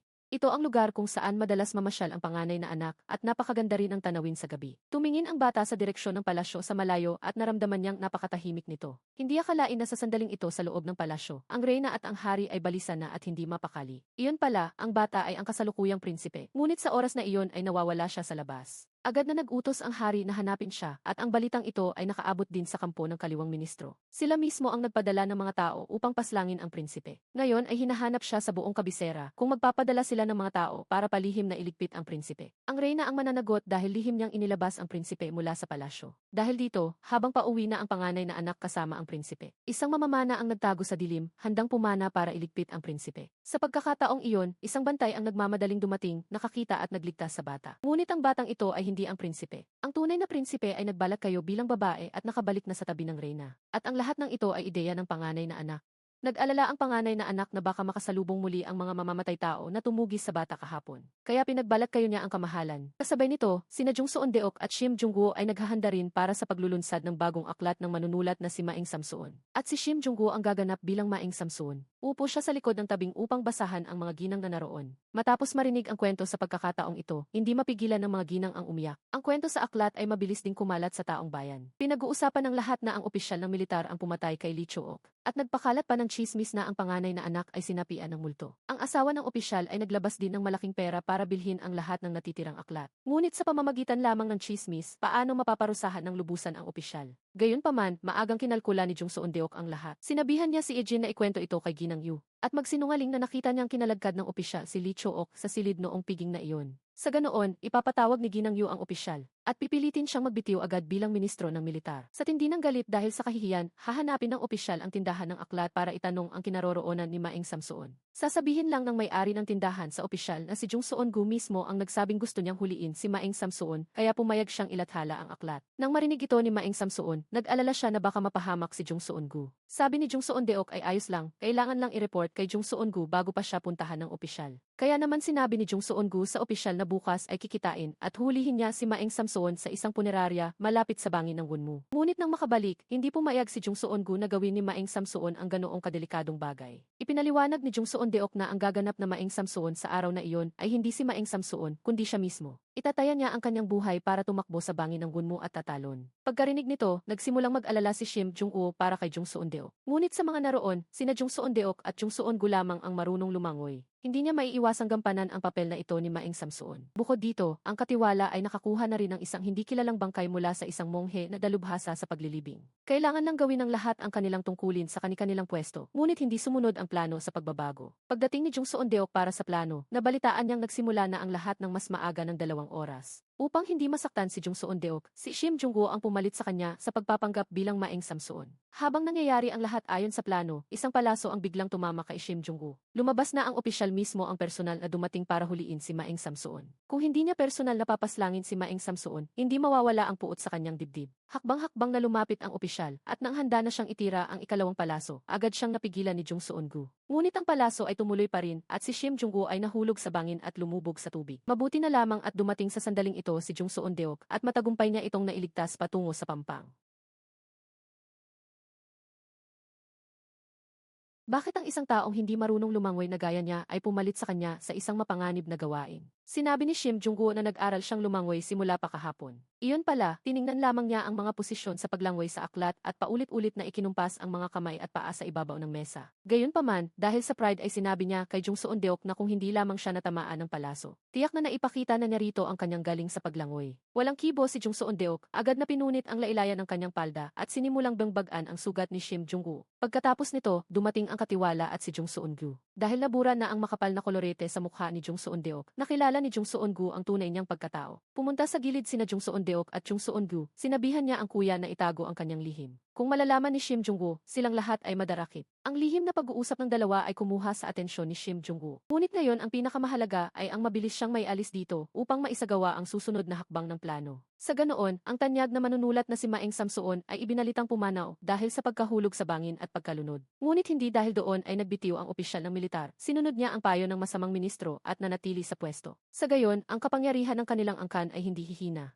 Hindi akalain na nagpasya pa rin ang hari na tanggalin sa tungkulin ang opisyal ng militar. Ang totoo ay hindi sinasadyang natuklasan ng prinsipe na may mga taong nagtayo ng mga marker para sa altar upang palihim na magtroso ng puno ng pino doon. Matapos ang investigasyon, natuklasan na gawain ito ng opisyal ng militar at ng kanyang mga kasama. Dahil dito ay natanggal sa pwesto ang opisyal, tunay ngang may ganti ang masamang gawa. Samantala, tiningnan ni Shim Jung-woo ang telang may bahid ng dugo sa kanyang kamay, hindi ito itinapon kundi piniling pakaingatan at itago. Dahil ito ay mula sa taong kanyang minamahal na nagbingba sa kanya. Makalipas ang ilang araw, nang makita ang halos magaling na ang sugat ni Shim Jung-woo, ipagpapatuloy na nila ngayon ang misyon ng pagtutugma para sa 3 binibini. Ngunit may pagbabago sa plano, nais palitan ni Jung Seon-deok ang isa sa mga aplikanteng mapapangasawa. Ang ipapalit ay ang opisyal na si Jung Seon-gu. Tapos na ang plano para pawiin ang chismis sa panganay na anak. Wala nang dahilan si Jung Seon-gu para ituloy ang pagsama sa mga pagpupulong ng plano. Ngunit dahil sa pag-aalala sa kapatid, nagpasya si Jung Seon-gu na tulungan sila sa pagtutugma. Kung nasaan si Jung Seon-gu, naroon syempre si Maeng Samsuon. Bilang isa sa mga sangkot, magsisikap din siyang makipagtulungan para sa kasalang ito. Habang nagtataas ng baso ang lahat para magdiwang, hindi sinasadyang nalaglag ni Jung Seon-deok ang kanyang chopstick sa sahig. Nang yumuko siya para pulutin ito, agad na iniharang ni Jung Seon-gu ang kanyang kamay sa kanto ng mesa para hindi mauntog ang kanyang kapatid. Ang eksenang ito ay sakto namang nakita ni na Shim Jung-woo at Maeng Samsuon. Ngunit ang reaksyon ng dalawa ay magkaiba. Nang makitang masaya si Jung Seon-deok sa kilos na iyon, agad na nagalit si Shim Jung-woo at pinagsabihan si Jung Seon-gu na lumayo ng kaunti kay Yeojudae. Dahil doon, nagpalit ng opwesto si Jung Seon-deok at ang katiwala. Pagkatapos, direktang tinanong ni Maeng Samsuon si Jung Seon-gu kung maaari ba siyang maging nobya nito. Ngunit ang sagot na natanggap niya ay isang pagtanggi. Ito ay nagdulot ng labis na pighati kay Maeng Samsuon. Humingi siya ng paumanhin dahil hindi niya sinunod ang paraan ni Jung Seon-deok. Dahil lamang sa sobrang pagkagusto niya kay Jung Seon-gu kaya hindi niya napigilan ang kanyang sarili. Pagkatapos nito, sinabi ni Maeng Samsuon kay Jung Seon-deok na kung tinanggihan siya ni Jung Seon-gu ay ituloy na lang ang orihinal na plano. Itugma na lamang siya sa iskolar na ika-23 na magaling magluto at susubukan niyang kalimutan si Jung Seon-gu. Nang marinig ang pag-uusap sa tabi, nakaramdam din ng kaunting lungkot si Jung Seon-gu. Kinabukasan, kinailangang tipunin ni Jung Seon-deok ang tatlong magiging bayaw ayon sa orihinal na plano. Una, ginupitan niya ng buhok ang tatlo upang makapagpusod sila ng maayos at maging kagalang-galang ang hitsura. Pagkatapos, pinili niya ang mga damit na isusuot nila sa araw ng muling pagkikita. Panghuli ay ang mga bagay na dapat nilang gawin sa araw na iyon. Una ay ang kapatid na ika-12. Kailangan niyang makipagduyan sa panganay na anak, ngunit hindi siya pwedeng magduyan ng basta-basta lamang. Dahil ang panganay ay kampiyon sa paligsahan ng duyan sa loob ng 3 sunod na taon, kailangan niyang magsanay ng husto, hindi siya pwedeng matalo sa panganay. Susunod ay si Yoon Bugyom, sasali siya sa paligsahan ng wrestling at dapat sikaping makuha ang premyo. Panghuli ay ang kapatid na ika-23. Kailangan nang niyang pumunta sa pampang ng ilog para panoorin si Maeng Samsuon na naghugas ng buhok, pagkatapos ay dalhin siya sa hardin para magkulay ng kuko. Kasabay nito, nakatagpo ng katiwala ang isang mga ngaso ng alipin sa labas, pumunta ito rito para hanapin si Eo Judaik. Nang makita ang nahulog na warrant of arrest, nagpanggap ang katiwala na hindi kilala si Eo Judaik. Kinagabihan, ikinuwento ng katiwala ang bagay na ito kay Shim Jung-woo. Sinabi niya kay Shim Jung-woo na si Eo Judaik ang pumatay sa panganay na anak ng masamang ministro. Kaya naman kinabukasan, nakipagkita si Shim Jung-woo kay Jung Seon-deok sa pampang ng ilog. Napagkamalan niya na si Jung Seon-deok ay isang mamamatay tao. Ang tao na pinakapinagkakatiwalaan niya ay niloko siya. Sinabihan ni Shim Jung-woo si Jung Seon-deok na huwag na kailanman magpapakita sa harap niya. Ang kasunduan sa pagtutugma ng dalawa ay natapos na rin dahil doon. Ang natitirang bayad sa kasunduan ay ibinigay na rin sa kanya. Dahil may damdamin pa sa kanya, hindi siya isinumbong ni Shim Jung-woo sa pamahalaan. Ang perang ito ay para gamitin ni Jung Seon-deok sa kanyang pagtakas. Ngunit si Jung Seon-deok na hindi kailanman pumatay ng sinuman ay lubos na naguluhan. Matapos magtanong-tanong ay nalaman niyang napagkamalan siyang salarin na pumatay ng tao. Bukod doon, alam din ni Jung Seon-deok na ang tunay na Eo Judaik ay hindi papatay ng tao. Ngunit hindi niya alam ang tunay na nangyari sa kaso 8 taon na ang nakalilipas. Kaya tumakbo siya para magtanong sa katulong sa bahay, ngunit hindi rin masyadong alam ng katulong. Nabalitaan lang na may mag-asawang tindero na gustong magnakaw ng pilak kaya pumasok sa mansyon at pinatay ang panganay na anak. Naramdaman ni Jung Seon-deok na hindi makatwiran ang bagay na ito. Kinabukasan, hinanap niya ang kanyang kuya, nakiusap na mag-usisa tungkol sa kaso ng kanyang bayaw, 8 taon na ang nakararaan. Marahil ang babaeng iniligtas nila sa pampang ng ilog 8 taon na ang nakararaan ay may kinalaman sa kasong ito at maaaring napagbintangan lang siya. Hindi naintindihan ng kuya kung bakit gustong tulungan siya ni Jung Seon-deok.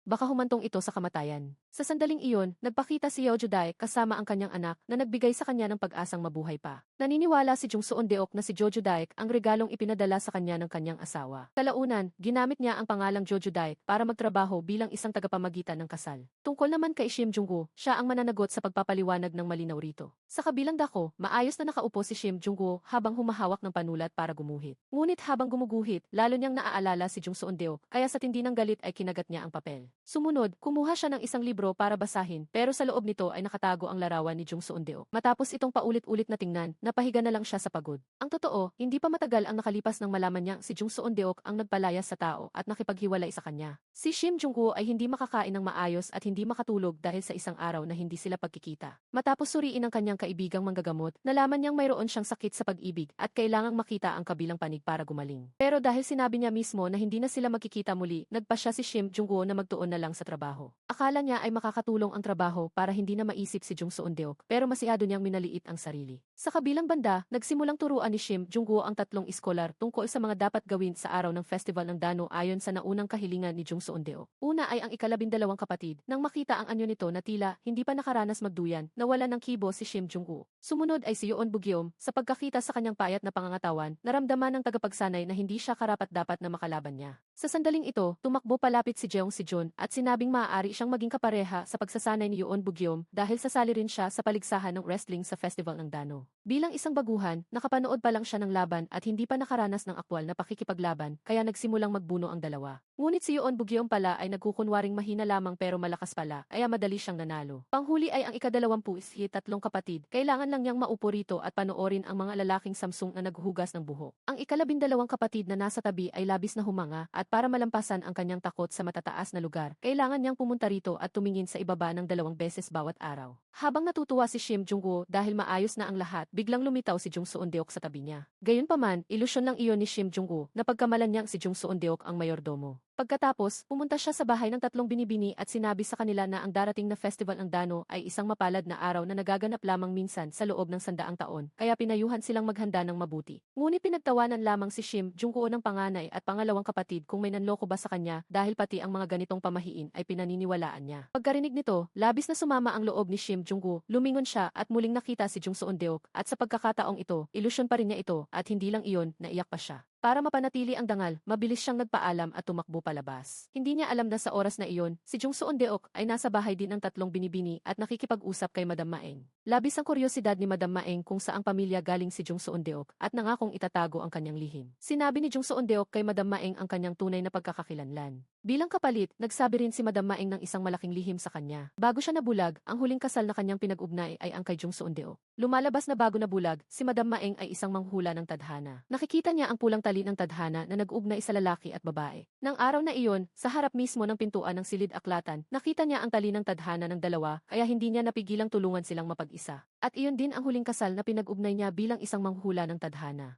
Sa kabilang banda, para tulungang sumigla muli si Shim Jung-woo, nakaisip ng paraan si Maeng Samsoong para sa kanya. Iyon ay ang hayaang magtago si Shim Jung-woo sa bodega ng kanilang bahay para lihim na masilayan si Jung Seon-deok. Dahil ngayong araw ay pupunta si Jung Seon-deok sa kanilang bahay para ayusin ang mahahalagang bagay para sa festival ng Dano. Ito ang pinakamagandang pagkakataon para makita siya ni Shim Jung-woo. Ngunit sa susunod na sandali, biglang pumasok ang mayordomo mula sa gilid na pinto. Sinabi niya kay Jung Seon-deok na mabilis na tumakas dahil ang mga mangangaso ng alipin ay papunta na para huliin siya. Ang totoo, hindi pa matagal ang nakalipas ng aksidenteng malaman ng mga ngaso ng alipin na laging nagmamanman malapit sa tindahan ng libro na si Jojo Daek ang tumutulong sa tatlong binibini para makapag-asawa. Kaya naman nagsimula na siyang pumunta sa bahay ng tatlong binibini. Sakto namang natuklasan ito ng mayordomo, ngunit kung lalabas sila ngayon, baka makasalubong nila ang mga ngaso ng alipin. Kaya sinabihan ng mayordomo si Jung Seon-deok na magtago sa loob ng silid. Sino ang mag-aakala na sa sandaling iyon, nagtatago rin doon si Shim Jung-woo. Nagkita silang dalawa sa ganoong nakakahiyang sitwasyon. Sinabihan siya ni Shim Jung-woo na huwag lumabas dahil nasa labas ang mga ngaso ng alipin. Pero sa pagkakataong makita si Jung Seon-deok, mabilis na tumibok ang puso ni Shim Jung-woo. Agad siyang napayakap ng mahigpit sa kanya.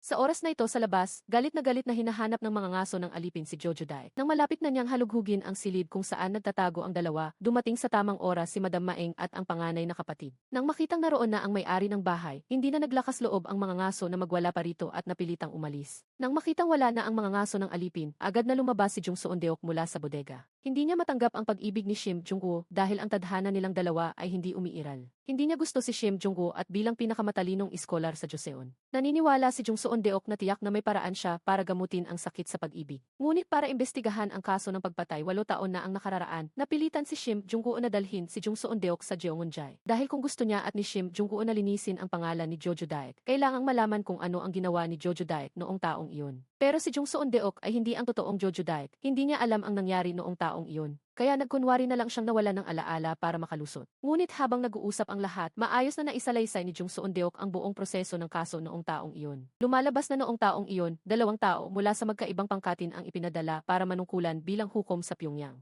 Ngunit ang hukom na ipinadala ng pangkat ng Namin ay si Binibining Min, na nagpanggap na lalaki para palitan ang kanyang may sakit na kuya. Sa proseso ng pag-imbestiga sa korupsyon ng gobernador ng Pyongyang, natiyuhin din niya, natuklasan ng bayaw ni Jung Seon-deok na ang kabilang panig ay babae pala. Dahil doon, nahulog ang loob nila sa isapi-isa. Matapos ang investigasyon, nagpasya silang sabay na magpakamatay para wakasan ang ipinagbabawal na pag-ibig na ito. Kaya naman, si Lord Min Seung-gwan, para pagtakpan ang relasyong ito ng anak, ay tumulong sa kaaway na pangkat ng Noron. Gayunpaman, si Jung Seon-deok, na alam ang lahat ng ito, ay nagkunwaring walang kinalaman. Bakit ba alam niya ang mga detalye ng ganoon kalinaw? Lumalabas na ang isinalaysay ni Jung Seon-deok ay nilalaman ng isang nobela. Pakiramdam lang ni Jung Seon-deok ay masyado itong katulad ng kasong ito. Dahil dito, hindi nila mapigilang maghinala na ang nobela ay isinulat base sa katotohanan. Kaya naman pinuntahan ni Jung Seon-deok ang may-ari ng tindahan ng libro. At nalamang ang may akda ng librong ito ay nagngangalang Maigol na kasalukuyang monghe sa templo ng Sunhwa. Kinabukasan, pumunta sina Jung Seon-deok at Shim Jung-woo sa templo ng Sunhwa. Ngunit wala si Maigol sa templo, babalik din siya agad.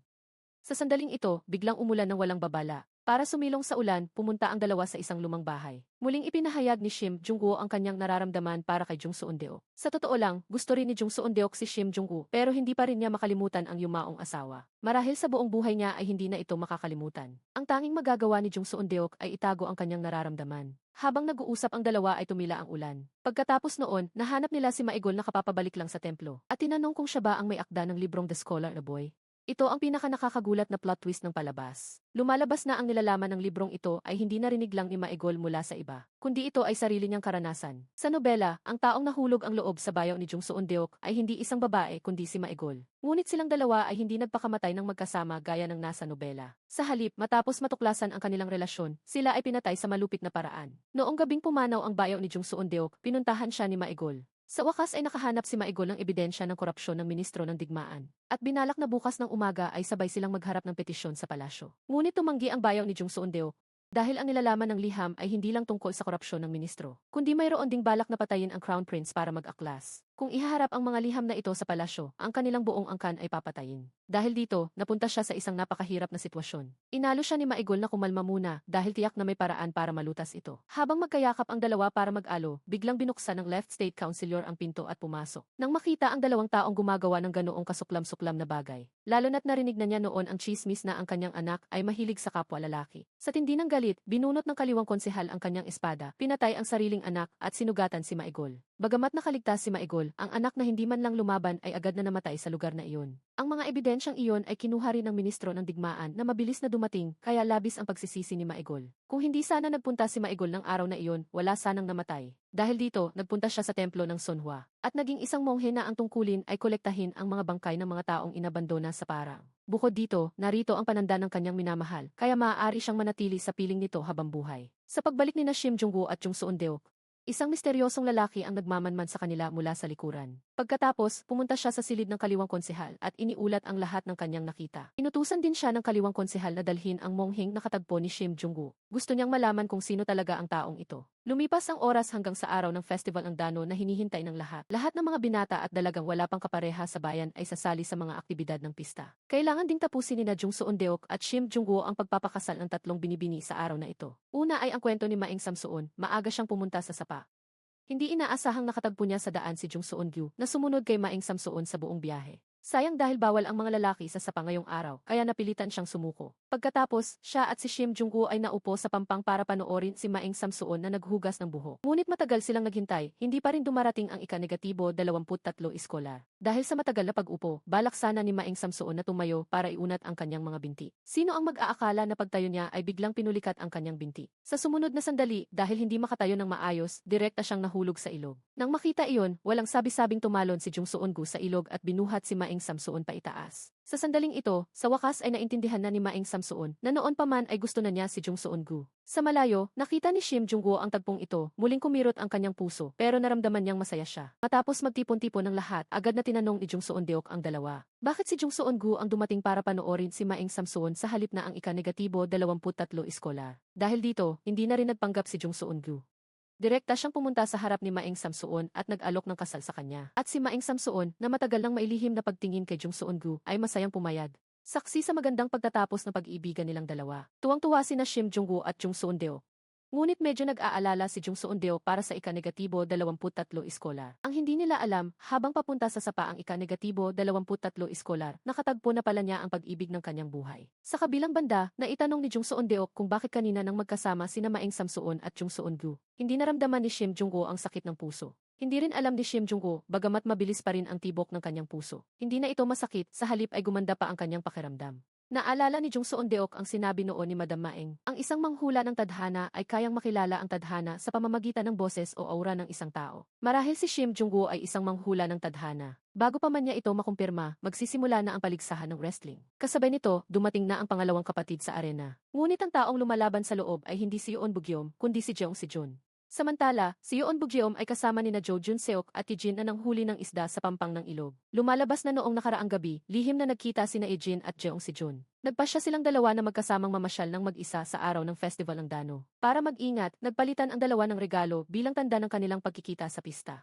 Balik sa kasalukuyan, si Jeong Si-jun ay nakikipaglaban ng matindi at ang atmosfera ay lubhang tensyonal. Ngunit ang isip niya ay nasa pangalawang kapatid sa tabi dahil sa labis na pagtitig ay natalo siya sa laban. Para masiyahan siya, binigyan siya ng pangalawang kapatid ng isang mangkok ng sabaw at binigyan naman siya ni Jeong Si-jun ng isang hairpin. Sa ibang dako, tinutulungan ni Yoon Bugyom si Ijin na magpatuyo ng buhok pero hindi pa rin sila nagtatapat ng nararamdaman sa isa't isa. Samantala, huli nang dumating sina Shim Jung-woo at Jung Seon-deok at nabalitaan mula sa ibang tagapamagitan na maayos ang takbo para sa pangalawang kapatid. Kaya naman agad silang lumipat sa lugar ng duyan. Matagumpay ding nagkita ang panganay na kapatid at ang ika-negatibo negatibo 12 iskolar at ayaw na silang istorbohin ang dalawa. Umakyat sina Shim Jung-woo at Jung Soo-eun-deok sa itaas ng pader ng lungsod. Muling ipinahayag ni Shim Jung-woo ang kanyang pag-ibig kay Jung Soo-eun-deok. Sinabi niya na hindi niya kailangang kalimutan ang yumaong asawa, gaya ng hindi niya paglimot sa prinsesa. Ngunit sa sandaling ito, mahal na mahal niya si Jung Soo-eun-deok. Sa kabilang banda, ang Crown Prince ay nagpanggap na lalaki at lihim na lumabas ng palasyo para lang makita ang kanyang minamahal na nagduyan. Ngunit pagkalabas pa lang niya ng palasyo ay napansin na siya ng mga masasamang tao. Bago pa man makalapit sa duyan, dinukot na siya ng mga ito. Sa sumunod na sandali, agad siyang sumugod para iligtas ang Crown Prince. Ang ingay sa may duyan ay kumuha sa atensyon ni Jung Soo-eun-deok at Shim Jung-woo. Nang bumaba sila mula sa pader, biglang sumakit ang puso ni Shim Jung-woo. Lumalabas na nahanap na ng ika-negatibo 12 iskolar ang pag-ibig ng kanyang buhay. Sinabihan siya ni Shim Jung-woo na huwag palampasin ang babaeng nasa harap niya. Kasabay nito, matagumpay na nailigtas ng panganay na kapatid ang Crown Prince gamit ang tirador. Ngunit hindi pa tapos ang panganib, hinarangan sila ng mga masasamang tao sa isang eskinita. Kahit dumating sina Shim Jung-woo, dahil wala silang armas, hindi sila banta sa mga masasamang tao. Nang makita ang isang lalaking bumunot ng espada kay Shim Jung-woo, humarang si Jung Soo-eun-deok sa harap niya. Gayunpaman, ang taga ay agad na naharangan. Lumalabas na ang mga ngaso ng alipin pala ang dumating para sumaklolo. Bilang dating opisyal, madali niyang tinalo ang mga masasamang tao. Ang totoo, bago pumunta rito, aksidenteng nakita ni Shim Jung-woo at Jung Soo-eun-deok ang mga ngaso. Niyakap ni Shim Jung-woo si Jung Soo-eun-deok para hindi siya makita nito. Pero hindi sila pinansin ng mga ngaso, sa halip ay dumiretso ito sa totoong Jojo Daik. Bumalik si Jojo Daik para lamang makita siya. Hindi pumunta ang mga ngaso para hulihin si Jojo Daik, kundi para hanapin at protektahan siya. Dahil doon, naayos na rin ang hindi pagkakaunawaan ng dalawa. Balik sa kasalukuyan, mabuti na lamang at walang nasugatan. Nagpasya si Shim Jung-woo na personal na ihatid ang Crown Prince pabalik. Ang utak sa likod ng lahat ay nagalit nang malaman na iniligtas ni Shim Jung-woo ang Crown Prince at nagbalak na turuan siya ng leksyon. Pagbalik sa tindahan, inamin ni Jung Soo-eun-deok ang kanyang tunay na pagkakakilanlan kay Shim Jung-woo. Hindi siya ang totoong Jojo Daik. Nag-alok ng kasal si Shim Jung-woo kay Jung Soo-eun-deok pero malupit siyang tinanggihan nito. Bilang isang aristokratang biyuda na may anak, hindi pinahihintulutan ng sitwasyon ni Jung Soo-eun-deok ang pag-ibig ni Shim Jung-woo. Masakit man ay pinutol niya ang ugnayan at nagpa siyang hindi na muling makikipagkita kay Shim Jung-woo. Dahil tinanggihan, naglakad pa uwi sina Shim Jung-woo at ang mayordomo pero nakakita sila ng mga magkasintahan sa daan. Ang ika-negatibo 24 na iskolar na magaling magluto ay nakatagpo ng isang babaeng lampas-lampasan ang pagkalam niya. Napakatamis nilang tingnan at ang ika-negatibo 12 iskolar naman ay kasama na ang babaeng nagligtas sa kanya. Susundin niya ang payo ni Shim Jung-woo na huwag palampasin ang babaeng ito. Samantala, sinabi ni Yoon Bugyom kay Shim Jung-woo na matagal na siyang may minamahal. Sa ganitong paraan, ang lahat ng nakatakdang kasal para sa tatlong binibini ay nauwi sa wala. Sa kabilang dako, dahil sa pagkakatanggi, hindi makayanan ni Shim Jung-woo ang gulat na ito. Napanaginipan niyang muli siyang lumulubog sa dagat at si Jung Soo-eun-deok, gaya ng dati, ay pilit na lumalangway patungo sa kanya. Pero kahit anong pilit, hindi pa rin sila magkaabot, gaya ng kanilang relasyon na tila malapit pero sa katunayan ay napakalayo.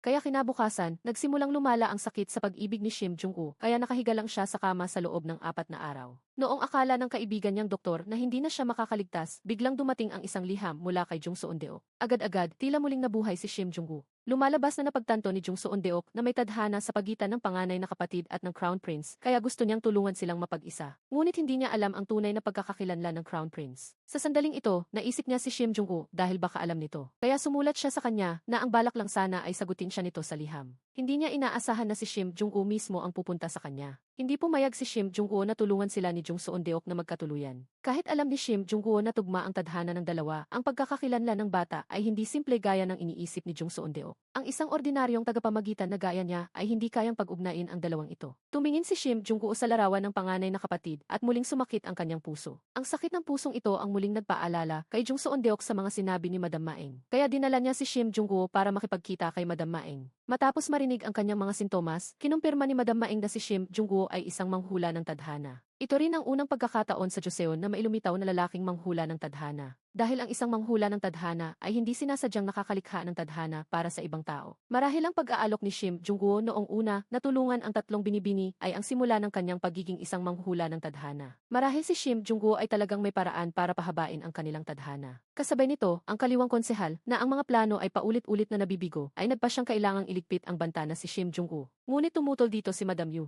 Gusto niyang lihim na protektahan si Shim Jung-woo dahil hindi niya sinasadyang narinig ang pag-uusap ng kaliwang konsehal at ng ministro ng digmaan. Marahil ang pagkamatay ng kanyang panganay na anak ay may iba pang dahilan, at ang tanging makakaalam ng katotohanan ito ay si Shim Jung-woo. Sa kabilang dako, kahit hindi manghula ng tadhana si Jung Soo-eun-deok, Naniniwala pa rin siya na ang kanyang galing sa pagpapakasal ay hindi pa huhuli kay Shim Jung-woo. Ngayon, kailangang ayusin ng dalawa ang kasal ng panganay at pangalawang kapatid. Ang bagong itatambal sa panganay na kapatid ay isang batang Panginoon na may mahiwagang pagkakakilanlan. Nahulaan ni Jung Seon-deok na ang bata ay maaaring ang kanyang kamahalan ang Crown Prince. Sa reaksyon ni Shim Jung-woo, malinaw na tama ang kanyang hula. Sinamantala ni Jung Seon-deok ang pagkakataon para itanong kung paano nagkita si Shim Jung-woo at ang prinsesa. Noong taong iyon, ang prinsesa ay gaya rin ng Crown Prince ngayon. Lihim na lumabas ng palasyo at aksidenteng nakatagpo si Shim Jung-woo. Nahulog ang loob ni Shim Jung-woo sa kanya sa unang tingin pa lang. Nang makitang ganoon kalalim ang pagmamahal ni Shim Jung-woo sa prinsesa, nakaramdam ng kaunting inggit si Jung Seon-deok. Pero dahil hindi naman pinilit si Shim Jung-woo na pakasalan ang prinsesa, lalo pang humanga sa kanya si Jung Seon-deok. Ipinagpatuloy ng dalawa ang pag-uusap tungkol sa pagpapakasal. Noon, iminungkahi ni Shim Jung-woo na itambal ang pangalawang kapatid sa ika-16 na iskolar. Ngayon, pupunta silang dalawa para kumpirmahin kung tugma ba sila. Ang ika-16 na iskolar ay mayroon niyang minamahal at iyon ay ang pangalawang kapatid. Matapos makumpirma, dinala ni Jung Seon-deok si Shim Jung-woo sa kanyang lumang bahay. Ito ang lugar kung saan lumaki si Jung Seon-deok mula pagkabata. Nagkataon naman na si Shim Jung-woo ay lumaki rin sa nayong ito. Dahil dito, lalong naging malapit ang relasyon ng dalawa. Nag-isip pa nga sila tungkol sa buhay matapos ang kasal. Matapos umalis ang dalawa, nakasalubong nila si Madam Yu sa daan. Para imbestigahan ang sanhi ng pagkamatay ng panganay na anak, nalaman niya mula sa monghe sa templo ng Sonhwa na si Jojo Daik ay pumunta doon para magtanong ilang araw na ang nakalipas. Kaya naman hinanap niya si Jojo Daik, gusto niyang malaman kung ano ang sinabi ng monghe sa kanya. Ngunit ang kasama ni Shim Jung-woo na pumunta sa templo ng Sonhwa ay si Jung Seon-deok. Kaya ang totoong Jojo Daik ay natural na walang nalalaman. Sa gabi, pumunta si Jung Seon-deok para hanapin si Madam Yu. At nakita itong binabasa ang mga liham na ipinadala ng panganay na anak noong nabubuhay pa ito. Ang kalooban ni Jung Seon-deok ay puno ng magkakahalong emosyon, marahil ay dapat na niyang sabihin kay Madam Yu ang katotohanan. Sumunod, kasama ni Jung Seon-deok si Madam Yu para makipagkita sa hipag. Hindi inaasahang sa daan pa uwi, nakasalubong nila ang lalaking kanyang minamahal. Sa wakas ay naunawaan na ni Shim Jung-woo na si Jung Seon-deok ay ang manugang ng pamilya ng kaliwang konsehal. Kaya naman pala lagi nitong ayaw ibunyag ang kanyang tunay na pagkakakilanlan. Gayunpaman, bigla siyang may napagtantong isang napakaseryosong problema. Kaya nagmamadali siyang tumakbo para hanapin si Jung Seon-gu. Lumalabas na lihim na nag-imbestiga si Shim Jung-woo tungkol sa laso na uod ng ginto. Sa prosesong iyon, nalaman niya ang balak na pag-aaklas ng ministro ng digmaan at ng kaliwang konsehal. At ang panganay na anak ng kaliwang konsehal ay nawalan din ng buhay dahil dito. Kung ipapatawag at tatanungin ng hari ang opisyal mula sa dinastyang Ming na nagdala ng lason, ang kasalanang pag-aaklas ng pangkat ng kaliwang konsehal ay mapapatunayan. Para protektahan si Jung Seon-deok, ipinakita ni Shim Jung-woo kay Jung Seon-gu ang resulta ng kanyang investigasyon sa loob ng 8 taon. Kung nalaman niya ang pagkakakilanlan ni Jung Seon-deok ng mas maaga, marahil ay nakaisip siya ng paraan. Ngunit ngayon ay alam na ng hari ang tungkol sa pag-aaklas. Kahit paarestuhin ni Jung Seon-gu ang ministro ng digmaan sa kasalanang pagpatay, ano pa ang mababago nito? Ngunit nag-aalala rin ang hari para sa katatagan ng bansa. Kailangan lang makahanap ng isang mabigat na kasalanan para matanggal sila sa tungkulin.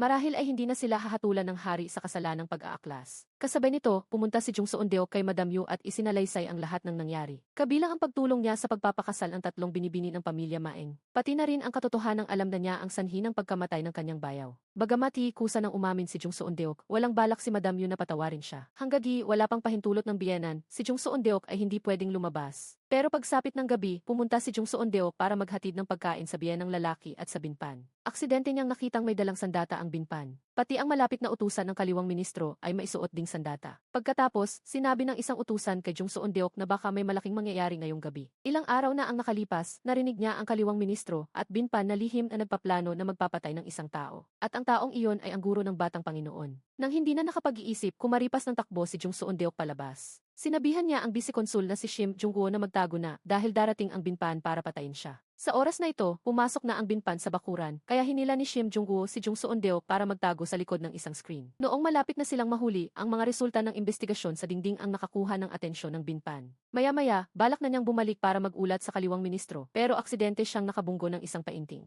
Ang laman nito ay labis niyang ikinagulat. Pagkaalis ng binpan, hinarap na rin ni Jung Seon-deok ang kanyang damdamin at hinalikan niya si Shim Jung-woo. Sa oras na ito, pinuntahan ng binpan ang kanyang kapatid na si Ginang Yu, binuksan ang scroll na hawak niya para ipakita rito. At sinabing ang manugang nito at ang bisikonsul na si Shim Jung-woo ay may bawal na relasyon. Habang hindi makapaniwala si Ginang Yu, dumating si Jung Seon-gu kasama ang mga kawal. Pumunta siya rito para sundin ang utos ng hari na arestuhin ang binpan. Sa kabilang dako, ang kaliwang ministro ay hindi rin nakatakas sa kapahamakan. Habang pinapanood silang dalawa na dinadakip ng mga kawal, si Jung Seon-deok na kauwi lang ay labis na naguguluhan. Ang muli niyang palihim na paglabas ay natuklasan din ni Ginang Yu.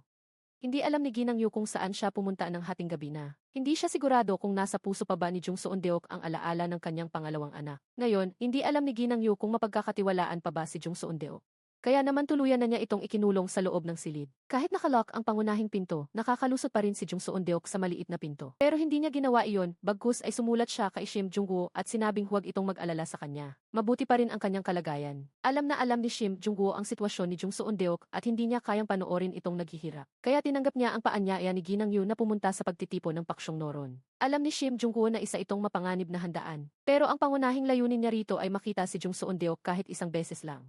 Pagkatapos noon, pinuntahan ni Ginang Yu si Jung Seon-deok. Dahil si Jung Seon-deok ang nag-ayos ng kasal ni Ijin, sinabihan niya itong bisitahin ang pamilya ng mapapangasawa bukas. Bago malutas ang mga gulo sa bahay, kailangan niyang masiguro na hindi kakanselahin ng kabilang panig ang kasal. Basta't matuloy ang pag-iisang dibdib ng dalawang pamilya, mapapanatili pa rin nila ang kaunting posisyon sa palasyo. Pero kinabukasan, ang tagapagsilbi na uminom ng laso ng od na ginto ay nagising na rin sa wakas. Ang paglilitis sa kaliwang ministro ay malapit na ring magsimula. Sa kabilang banda, nakiusap ang kaliwang ministro kay Ginang Yu na gumawa ng paraan para iligtas siya. Pero bago iyon, kailangan kumpirmahin ni Ginang Yu ang isang bagay, siya nga ba ang nagpapatay sa panganay na manugang. Gayunpaman, ang sagot na nakuha niya ay labas sa kanyang inaasahan. Hindi lang ang manugang, kundi pati ang sarili niyang anak ay pinatay din ng kaliwang ministro. Matapos makumpirma ito, isang plano ang nabuo sa isip ni Ginang Yu. Pinahanap niya kay Jung Seon-deok ang dilaw na tableta sa loob ng silid tanggapang pambisita. Dahil napakahalaga nito, dapat ay siya mismo ang gagawa. Pagkatapos, inilagay ni Ginang Yu ang tableta sa loob ng banga ng alak na luya. Ang kanyang plano para sa paghihiganti ay opisyal na nagsimula. Una, pumunta si Ginang Yu sa tanggapan ng hanyang para bisitahin ang binpan. Bilang kasabwat sa pagpatay sa kanyang anak kahit pa sariling kapatid, hindi siya magpapatawad. Dinalhan niya ang binpan ng masarap na hapunan kasama ang alak na luya at pinanood itong ubusin ang lahat. Pagkatapos noon, pumunta siya sa kulungan para bisitahin ang kaliwang ministro. Nakaisip siya ng paraan para iligtas ito, hayaang kitlin ng kaliwang ministro ang sariling buhay para patunayan ang kanyang kawalang sala. Nang makitang hindi pa rin nagbabago ang kaliwang ministro, inilabas ni Ginang Yu ang nakahanda ng lihim ng pagpapakamatay. Sa sumunod na sandali, sinakal ng isang katulong ang kaliwang ministro. Sa gayon, namatay ang kaliwang ministro sa kulungan at nag-iwan ng isang huling liham. Samantala, ang binpan naman ay nahulog sa malalim na koma gaya ng nangyari sa prinsesa noon. Dahil dito, matagumpay na nalutas ni Ginang Yu ang mga problema sa pamilya at hindi naubos ang kanilang angkan. Pero may isa pa siyang kondisyon, ang kasalang tatlong binibini at ni Yejin ay dapat idaos ng sabay-sabay sa mansyon ng kaliwang ministro. Matapos maayos ang lahat, pinuntahan ni Shim Jung-woo ang ina ng tatlong binibini at nalaman mula rito na wala silang tadhana ni Jung Seon-deok at hindi sila maaaring magkasama. Kaya pinuntahan ni Shim Jung-woo si Jung Seon-deok, handa na siyang putulin ang relasyong ito. Sa panig ng mansyon ng kaliwang ministro, na dating masigla at maingay, ngayon ay wala man lang bumibisita. Nang makita ito, inutusan ni Ginang Yu si Jung Seon-deok na mamahagi ng pagkain sa mga katulong at magsasaka. Hindi alam ni Yejin ang totoong nangyayari, kaya pakiramdam niya ay napakalupit ng kanyang ina. Kamamatay lang ng kanyang ama, pero itutuloy pa rin ang kasal ayon sa plano. Ano na lang ang iisipin ng ibang tao tungkol dito? Pero dahil hindi niya pwedeng suwayin ang ina, tahimik na lang siyang sumunod. Sa kabilang dako, sinabihan ni Jung Seon-deok si Yejin na sundin ang kanyang puso. Kasal niya ito, kaya kung gusto niyang ipagpaliban o palihim na sirain ang kasal, tutulungan siya ni Jung Seon-deok ng walang alinlangan. Gayunpaman, maya-maya ay pinuntahan ni Ginang Yu si Jung Seon-deok at sinabing oras na para hubarin ang damit pangluksa at mag-focus sa paghahanda sa kasal. Dahil tatlong kasal ang magsasabay-sabay ngayon, inutusan ni Ginang Yu si Jung Seon-deok na pumunta bilang manugang ng pamilya, hindi bilang isang tagapamagitan. Ang dahilan kung bakit ito gagawing sabay-sabay ay malalaman din niya balang araw. Samantala, kahit si Yoon Bugyeom ang mahal ni Ijin, dahil bagsak na ang kanilang pamilya, kailangan niyang pakasalan si Jeong si Jun. Sa ganitong paraan lamang mapapanatili ng kanilang angkan ang kaunting dangal. Pinayuhan siya ni Jung Seon-deok na pag-isipang mabuti dahil ang sariling kaligayahan ay mas mahalaga kaysa sa dangan ng pamilya. Sa kabilang banda sa bahay ng tatlong binibini, ang reyna mismo ang bumisita para makita ang susunod na crown princess na walang iba kundi ang panganay na si Maeng Hana. Maraming beses na iniligtas ni Maeng Hana ang crown prince at bihasa rin siya sa panitikan at sining militar na mga katangiang kailangan para maging reyna sa hinaharap. Si Maeng Hana ay mabait at matalino kaya siguradong magiging tapat na katuwang siya ng crown prince. Nakikinig si Maeng Samsoon sa labas at nang malaman na magiging crown princess ang ate niya, sa sobrang tuwa ay naisip na niya ang isusulat niyang nobela. Sa kabilang banda, dahil nagpa siya si Shim Jung-woo na hindi na mahalin si Jung Seon-deok, naging matabang ang kanyang buhay. Wala na siyang ganang magsulat at kahit lumabas ay hindi niya alam kung saan pupunta, kaya naupo na lang siya sa harap ng pinto buong araw. Para kay Jung Seon-deok, sinunod niya ang utos ni Ginang Yu bilang manugang ng kaliwang ministro na bumisita sa pamilya Maeng para ipaalam ang lugar ng kasal. Namangha si Maeng Samsoon nang makitang si Jung Seon-deok ay tila naging ibang tao dahil lang sa makeup. Ngayon, hindi lang siya matalik na kaibigan ni Jung Seon-deok, kundi magiging hipag pa niya ito. Dahil dito, lalong naging malapit ang kanilang relasyon. Pero may isa pang problema, ayaw pa ring magpakasal ng pangalawang kapatid na si Maing Doori. Sinabi ni Maing Doori kay Jung Seon-deok ang dahilan, iniisip niyang siya ang dahilan kung bakit nabulag ang kanilang ina. Ang kanyang ama ay puro pagbabasa lang ng libro ang alam at walang pakialam sa paghahanap buhay. Ang ina niya ang bumuhay sa pamilya sa pamamagitan ng pagiging tagapamagitan pero ikinahiya ito ng kanyang lola at ama. Para hindi na makapagtrabaho ang ina, pinainom siya ng lola ng laso na nakakabulag, alam ito ng ama pero hindi siya pinigilan. Kahit ang lola at ama ang may gawa, tuwing nakikita niya ang ina, pakiramdam niya ay kasalanan niya ito. Napatahimik si Jung Seon-deok pagkarinig nito, habang si Shim Jung-gu naman ay pinuntahan si Ginang Maeng. Nalaman niya rito na ang mag-asawang Maeng ay muling ikinasal lang at hindi sila ang itinadhana para sa isa't isa. Ito ang muling nagpaninga sa pag-ibig ni Shim Jung-gu para kay Jung Seon-deok.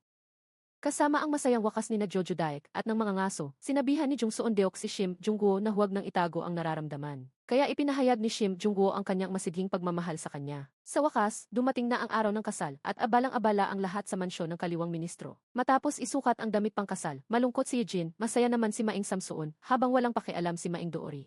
Kasabay nito, ang mga groom ay nakabihis na rin ng maayos at sama-samang nagpunta sa bahay ng kaliwang ministro. Pagkatapos, opisyal nang nagsimula ang kasal at isa-isang pumasok ang mga bride. Si Jung Seon-deok naman ay nasa kusina sa likod para tumulong sa pag-aasikaso. Maya-maya pa, si Ginang Maeng at ang tatlong binibini kasama si Shim Jung-gu ay dumating sa mansyon ng kaliwang ministro. Nagmamadaling lumabas si Jung Seon-deok mula sa kusina para sumalubong. Inakay niya sina Maeng Samsuon at Maeng Doori papunta sa kanyang silid. Nang makita ang kanyang damit pangkasal, si Maeng Samsuon ay napangiti ng napakalapad hanggang tainga. Matapos itong isuot, masaya pa siyang umiikot-ikot ng ilang beses. Kasabay nito, isa-isang dumating ang mga groom sa mansyon ng kaliwang ministro. Una ay si Jeong Si-jun, suot ang damit pangkasal. Mukha siyang napakagwapo at taglay ang tikas ng isang batang Panginoon. Pero si Shim Jung-gu, dahil sa talas ng isip, ay naalala na si Jeong Si-jun ang lalaking nakipagkita kay Maeng Doori sakali noon. At noong oras na iyon ay nakaramdam pa siya ng sakit sa puso. Marahil silang dalawa ang tunay na itinadhana ng langit. Sumunod ay si Jung Seon-gu sa kanyang tungkulin bilang isang opisyal. Dati ay biyanan lang niya ang nasa mansyong ito, pero ngayon ay naging bayaw na rin siya ng mahal na Crown Prince.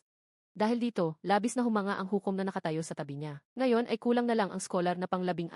Pero dahil hindi pa rin siya sumisipot, ang mayordomo na mismo ang pumunta para hanapin siya. Sa panig ng mga bride, wala namang problema sina Maeng Samsuon at Maeng Doori, nakahanda na silang magsuot ng headpiece na bulaklak. Pero sa panig ni Yejin, nagdahilan siyang magbabanyo para palihim na tumakas at nag-iwan ng isang liham. Sinabi niya na mayroon na siyang ibang minamahal sa kanyang puso. Sa oras na ito, dahil malapit nang dumating ang Crown Prince, napilitan si Ginang Yu na maghanap ng magpapanggap na Yejin para ituloy muna ang kasal. Pagkatapos ay hanapin na lang si Yejin bago ang oras ng pagpasok sa silid pangkasal. Pero ang paggawa nito ay parang panloloko na rin kay Jeong Si-jun at sa mahal na Crown Prince. Dahil sa nangingibabaw na katarungan, nagpasya si Jung Seon-deok na sasabihin ang totoo sa Crown Prince. Pero sa panig ng groom ay nagkaroon din ng katulad na problema. Sinunod ng mayordomo ang utos ni Shim Jung-gu na hanapin ang scholar na pang-16. Pero nang dumating sa bahay nito, natuklasan niyang kasal na pala ito. Lumabas na ang hukom pala ang may pakana ng lahat. Para masira ang kasal na ito, sinabihan niya ang scholar na pang-16 na palihim na magpakasal. Bilang kapalit, aayusin niya ang posisyon nito sa opisina ng Hanyang. Labis na nagalit si Jeong Si-jun nang malaman ito. Maya-maya, sinabi rin ni Jung Seon-deok kay Shim Jung-gu at sa lahat ang tungkol sa pagtakas ni Yejin. Ayon sa sitwasyon ngayon, ang kasal na ito ay maituturing ng bagsak. Humingi ng paumanhin si Jung Seon-deok kay Jeong Si-jun, pero sa halip na magalit ay tuwang-tuwa pa ito. Lumabas na ang gusto ni Jeong Si-jun simula sa pool ay ang pangalawang binibini na si Maeng Doori at hindi si Yejin. Base sa mga naranasang sakit sa puso noon, kinumpirma rin ni Shim Jung-gu na silang dalawa ay itinadhana ng langit. Agad namang sinabi ni Jung Seon-deok na gusto rin ni Maeng Doori si Jeong Si-jun. Gayunpaman, sa sandaling ito, sabay na nakatuklas ng kakaiba sina Shim Jung-gu at Jung Seon-deok. May bordang paru-paro sa medyas ni Jeong Si-jun at nagkataon na si Maeng Doori ay nakasuot din ng medyas na may paru-paro ngayong araw. Dahil dito, agad na naintindihan ni Jung Seon-deok ang ugnayan ng dalawa. Para matuloy ang kasal ng normal, pinag-isa ni Jung Seon-deok ang magkasintahang Maeng Doori at Jeong Si-jun. At ang huling peres ng bagong kasal ay walang iba kundi sina Yejin at Yoon Bugyom. Kasabay nito, tumakbo si Yejin para makipagkita kay Yoon Bugyom at sa wakas ay naipahayag na nila ang pag-ibig sa isa't isa. Nangako rin si Yoon Bugyom na wala siyang pakakasalan kundi ang dalaga habang buhay. Pagkatapos, sinimulan ni Jung Seon-deok ang pagpaplano. Una, kailangang mahanap agad sina Yejin at Yoon Bugyom at maibalik sila bago maggabi para sa silid pangkasal. Sunod ay ang mayordomo, kailangan niyang kumuha ng damit pangkasal at magpanggap na pangatlong groom para sa seremonya. Panghuli ay si Jeong Si-jun, binigyan siya ni Jung Seon-deok ng ilang mga pahiwati. Sa gayon, natuloy pa rin ang kasal ng normal. Nang makitang naroon ang tatlong groom, natigilan ang hukom. Habang siya ay nagugulat pa, pumasok na rin ang mga bride pero may isang hindi inaasahang aberya ang nangyari. Dahil sa sobrang kaba ni Maeng Samsuon, napilitan si Ginang Yu na pansamantalang palitan siya ni Jung Seon-deok. Dahil hindi nagkasya ang damit pangkasal sa mayordomo, nagpasya si Shim Jung-gu na siya na lang ang aakyat sa entablado para palitan ito. Sa gayon, matagumpay na naidaos ang kasal ang tatlong pares ng bagong kasal. Pagsapit ng gabi, lalong nagduda ang hukom sa nangyari at biglang nakakita ng mga bakas. Ang matangkad na taong iyon ay malamang na si Shim Jung-woo. Para kumpirmahin ang kanyang hinala, nagpasya siyang pasukin ang bawat silid pangkasal para suriin ang pagkakakilanlan ng groom. Sa kabilang banda, hindi alam ni Maing Doori na kasal na sila ni Jeong Si-jun at tahimik pa rin siyang nangungulila sa loob ng silid. Pero sa sumunod na sandali, nang makita ang paru-paro sa medyas ng groom, labis na nagulat si Maing Doori. Pero walang oras para magpaliwanag si Jeong Si-jun. Kailangan niyang tapusin ang plano ni Jung Soo-eun. Sa tulong ng liwanag ng kandila, idinikit nila ang kanilang mga pisngi sa isagi-isa habang nakatingin sa labas ng bintana para magmukhang napakasaya. Sa ganitong paraan, kakalat ang balita na ang anak ng binpan ay nagpakasal sa pangalawang binibini ng pamilya Maeng. Tutal, hindi naman isinapubliko ni Ginang Yu ang balak na pagpapakasal ni Yejin kay Jeong Si-jun noon. Pero biglang dumating ang hukom sa harap ng kanilang pinto at nagpumilit na pumasok para kumpirmahin ang mukha ng groom. Subalit nang itulak niya ang pinto, tumambad sa kanya ang isang nakakahiyang sitwasyon. Sunod ay ang silid ni na Jung Soo-eun at Maeng Samsoon. Pagkabukas pa lang niya ng pinto ay muntik na siyang masaksak ng chopstick. Panghuli ay ang silid ni na Shim Jung-woo at Jung Soo-eun. Habang hinihintay ni na Yejin at Yoon Bugyom, hindi nila alam na huli na ng isang hakbang ang mga kawal at utusan. Maaga nang tumakas si na Yejin at Yoon Bugyom. Nang marinig na paparating na ang hukom, naghanda ang dalawa na magtago. Mabuti na lang at sa oras na iyon ay tinawag siya ni Ginang Yu. Lumabas na ang balita tungkol sa pagpasok ng hukom sa mga silid ay nakarating na kay Ginang Yu. Galit na galit siya sa kawalan ng galang nito at pinagalitan siya ng husto. At sa panahong iyon, naibalik na ng mga utusan sina Yejin at Yoon Bugyom. Nang makitang nakabalik na rin sa wakas ang dalawa, nakahinga ng maluwag sina Jung Soo-eun at Shim Jung-woo. Pagkatapos, ikinuwento ni Jung Soo-eun sa kanila ang nangyaring eksena. At sinabing mamaya pagkatapos suriin ng hukom ang silid, dapat ay makita nito ang mukha ni Yoon Bugyom. Dahil sa paraang ito lamang malilinis ang pangalan ni Shim Jung-woo. Gayunpaman, hindi pa tapos ang kanyang sinasabi nang marinig ang tunog ng pinto na binubuksan. Balak ng hukom na pumasok ng diretsyo para kumpirmahin kung si Shim Jung-woo nga ang groom. Sa sandaling ito, naalala ni Yejin ang hindi natapos na sinabi ni Jung Soo-eun, kaya itinulak niya si Yoon Bugyom pababa at iniharap ang mukha nito sa hukom. Kaya sa sandaling buksan ng hukom at ni Ginang Yu ang pinto, malinaw nilang nakita ang mukha ni Yoon Bugyom. Dahil dito, pareho silang labis na nagulat. Nagulat ang hukom dahil hindi si Shim Jung-woo ang groom. Habang si Ginang Yu naman ay hindi makapaniwala na ang kanyang manugang ay napalitan ng ibang tao. Sa oras na ito, ang sigaw ni Yejin ang bumasag sa nakakahiyang eksena. Para hindi kumalat ang kahihiyan ng pamilya, napilitan si Ginang Yu na paalisin ang hukom ng maisama ng loob. Pagtalikod niya, ipinatawag niya sina Yejin, Jung Soo-eun at ang iba pa. Dahil si Jung Soo-eun ang naatasang maghanda ng kasal, nahulaan ni Ginang Yu na lahat ng ito ay pakana ni Jung Soo-eun. Kaya naman sinampal ni Ginang Yu ang kanyang pisngi. Para sa kinabukasan at dangal ng pamilya, nahirapan siyang isulong ang kasalang ito. Ngayon, dahil sa sariling desisyon ni Jung Soo-eun, lahat ng kanyang pinaghirapan ay nawalan ng saysay. Higit pa rito, ipinakasal pa niya ang kanyang inosenteng bunsong anak sa isang hamak na scholar. Ang isang sampal ay hindi sapat para mawala ang galit sa kanyang puso. Gayunpaman, naniniwala si Jung Soo-eun na kumpara sa kinabukasan at dangal ng angkan, mas mahalaga ang kaligayahan ni Yejin. Siya at si Yoon Bugyom ay matagal nang may pagtingin sa isa't isa. Nang makitang pinoprotektahan siya ng kanyang hipag, tumayo na rin si Yejin. Sinabi niya na ang pagtakas ay sarili niyang ideya. Hindi niya kayang pakasalan ang taong hindi niya mahal at lalong hindi siya pwedeng magpakasal sa taong hindi siya minamahal. Sa sandaling ito, tumayo rin si Yoon Bugyom at nakiusap kay Ginang Yu na payagan ang kanilang kasal ni Yejin. Gayunpaman, ipinakita ni Ginang Yu ang kanyang paghamak sa lalaking nasa harap niya. Mababa ang katayuan nito at kahit magsikap pa ito ng buong buhay ay hindi ito kailanman magiging karapat-dapat kay Yejin. Sa sandaling ito, tumayo si Shim Jung-woo at sinabing ang pagpapakasal ng dalawa sa mata ng lahat ay isa ng katotohanang hindi maikakaila. Kung i-anunsyo ang pagtakas ni Yejin ngayon, tiyak na masisira ang reputasyon ng angkan. Ngayon ay wala nang magagawa si Ginang Yu pero tiniyak niyang pagbabayarin sina Shim Jung-woo at Jung Soo-eun ng nararapat. Pagkaalis ni Ginang Yu, gustong isama ni Shim Jung-woo si Jung Soo-eun. Nararamdaman niya ngayon ay formal na silang nag-isang dibdib. Kahit papaghalili lang sa iba ang ginawa niya sa kasal, itinuturing na niyang asawa si Jung Soo-eun. Gustong-gusto ni Jung Soo-eun na sumama sa kanya, pero dahil sa responsibilidad ay alam niyang hindi siya pwedeng umalis ngayon. Kailangan pa niyang ayusin ang iniwan niyang kaguluhan. Kaya kinabukasan, pumunta siya sa bahay ni Jeong Si-jun. Balak sana niyang humingi ng paumanhin sa ina ni Jeong Si-jun tungkol sa pagtakas ni Yejin. Sa hindi inaasahan, hindi nagalit ang ina ni Jeong Si-jun at sa halip ay nasiyahan pa sa kinalabasan nito. Tutal, kumpara sa pakikipag-alyansa sa pamilya ng kaliwang ministro na bagsak na. Mas kapakipakinabang ang pakikipag-alyansa sa kapatid ng kasalukuyang Crown Princess. Matapos maayos ang lahat, bumalik na si Jung Soo-eun sa bahay. Pagkatapos nito, sila ni Yejin ay ipinatawag ni Ginang Yu sa silid. Sa oras na ito, naunang pumasok si Jung Soo-eun. Gayunpaman, si Ginang Yu ay nasa gitna ng galit at direktang sinabi na pinatay niya sa loob ng kulungan ang kaliwang ministro at pati na ang sarili niyang kapatid para protektahan ang pamilya. Ngayon, ang lahat ng kanyang pinaghirapan ay tuluyang sinira ni Jung Soo-eun. Sinabi niyang hindi niya mapapatawad sina Jung Soo-eun at Shim Jung-woo at narinig itong lahat ni Yejin.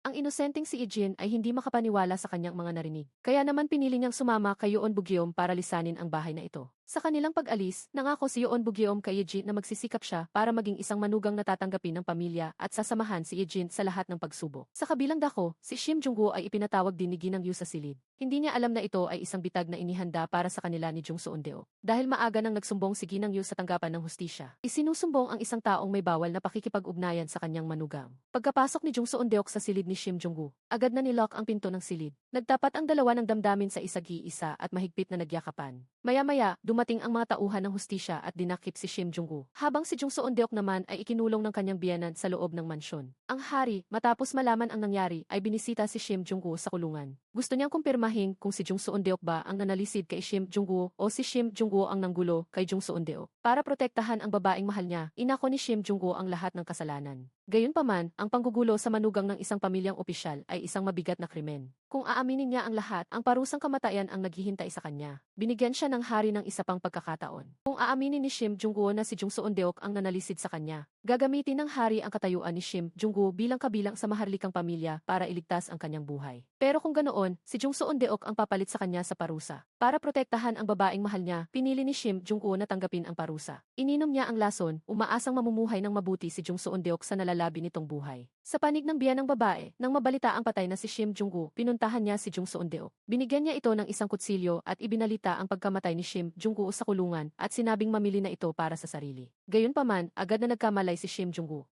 Lumabas na sa huli ay pinatawad pa rin ng hari ang buhay ni Shim Jung-woo at ang laso na ininom niya noon ay hinaluan ng pampahina. Sa tulong ng gamot ng manggagamot ng hari, siya ay gumaling na rin sa wakas. Ang unang ginawa ni Shim Jung-woo pagkagising ay ang hanapin si Jung Seon-deok. Pero sinabi sa kanya ng manggagamot na si Jung Seon-deok ay nagpakamatay para sa kanya. Hindi naniwala si Shim Jung-woo at gustong kumpirmahin ito, pero dahil sa hina ng katawan at sa tindi ng gulat, muli siyang nahimatay. Lumipas ang ilang buwan, ang tatlong binibini ng pamilya Maeng at si Ejin ay nagkaroon ng maligayang wakas. Ipinagpatuloy ni Maeng Samsoon ang kanyang trabaho bilang manunulat ng mga nobela. Tuwing nawawalan siya ng ideya, tinutulungan siya ni Jung Seon-gu na makahanap ng inspirasyon kahit isakripisyo pa ang sariling imahe. Ang pangalawang binibini at si Jeong Si-jun ay namuhay din ng may kaligayahan. Ang panganay naman, matapos maging crown princess, ay may mga kwentong hindi natatapos kasama ang crown prince. Samantala, sina Ejin at Yoon Bugyeom ay nakatira sa isang simpleng bahay at si Yoon Bugyeom ay naging guro ni Jo Jun-seo. Ang dalawa ay mayroon ding masaya at kontentong buhay. Tanging si Shim Jung-woo lang ang naiwang lugmok sa dusa, hindi makaalis sa pait at namuhay ng mapag-isa. Dahil ayaw ng hari na masayang ang talento ni Shim Jung-woo, binigyan niya ito ng bagong pagkakakilanlan bilang isang opisyal. Para gamitin ang kanyang kakayahan bilang tagapamagitan ng tadhana na pag-isahin ang mga pusong nag-iisa. Hindi lang iyon, nireduhan din siya ng hari ng isang makakasama sa trabaho. Pinuntahan ni Shim Jung-woo ang isang lumang bahay ayon sa address na ibinigay ng hari. Gayunpaman, ang paglitaw ng tao sa kanyang harap ay nagpadama kay Shim Jung-woo na tila siya ay nananaginip. Lumabas na hindi namatay si Jung Seon-deok at ang dalawa ay mahigpit na nagyakapan. Ang totoo, noong gabing iyon, hindi sinunod ni Jung Seon-deok ang utos ng biyenan na magpakamatay. Kahit na nawala sa kanya si Shim Jung-woo, naisip niya na kung mamamatay siya, ang biyenan niya ang magdurusa sa mga sabi-sabi. Sina Ejin at Yoon Bugyeom ay mabubuhay sa pagsisisi at ang anak na si Jo Jun-seok ay mawawala ng ina. Pinili niyang maging matatag at mabuhay. Ang pagpapakamatay ay hindi lamang ang tanging paraan ng pagpapakita ng pag-ibig. Pinili niyang harapin ang lahat ng may katapangan. Kasabay nito, dahil sa pagsusumamo ng Crown Prince, pumayag ang hari na palabasing patay na si Jung Seon-deok.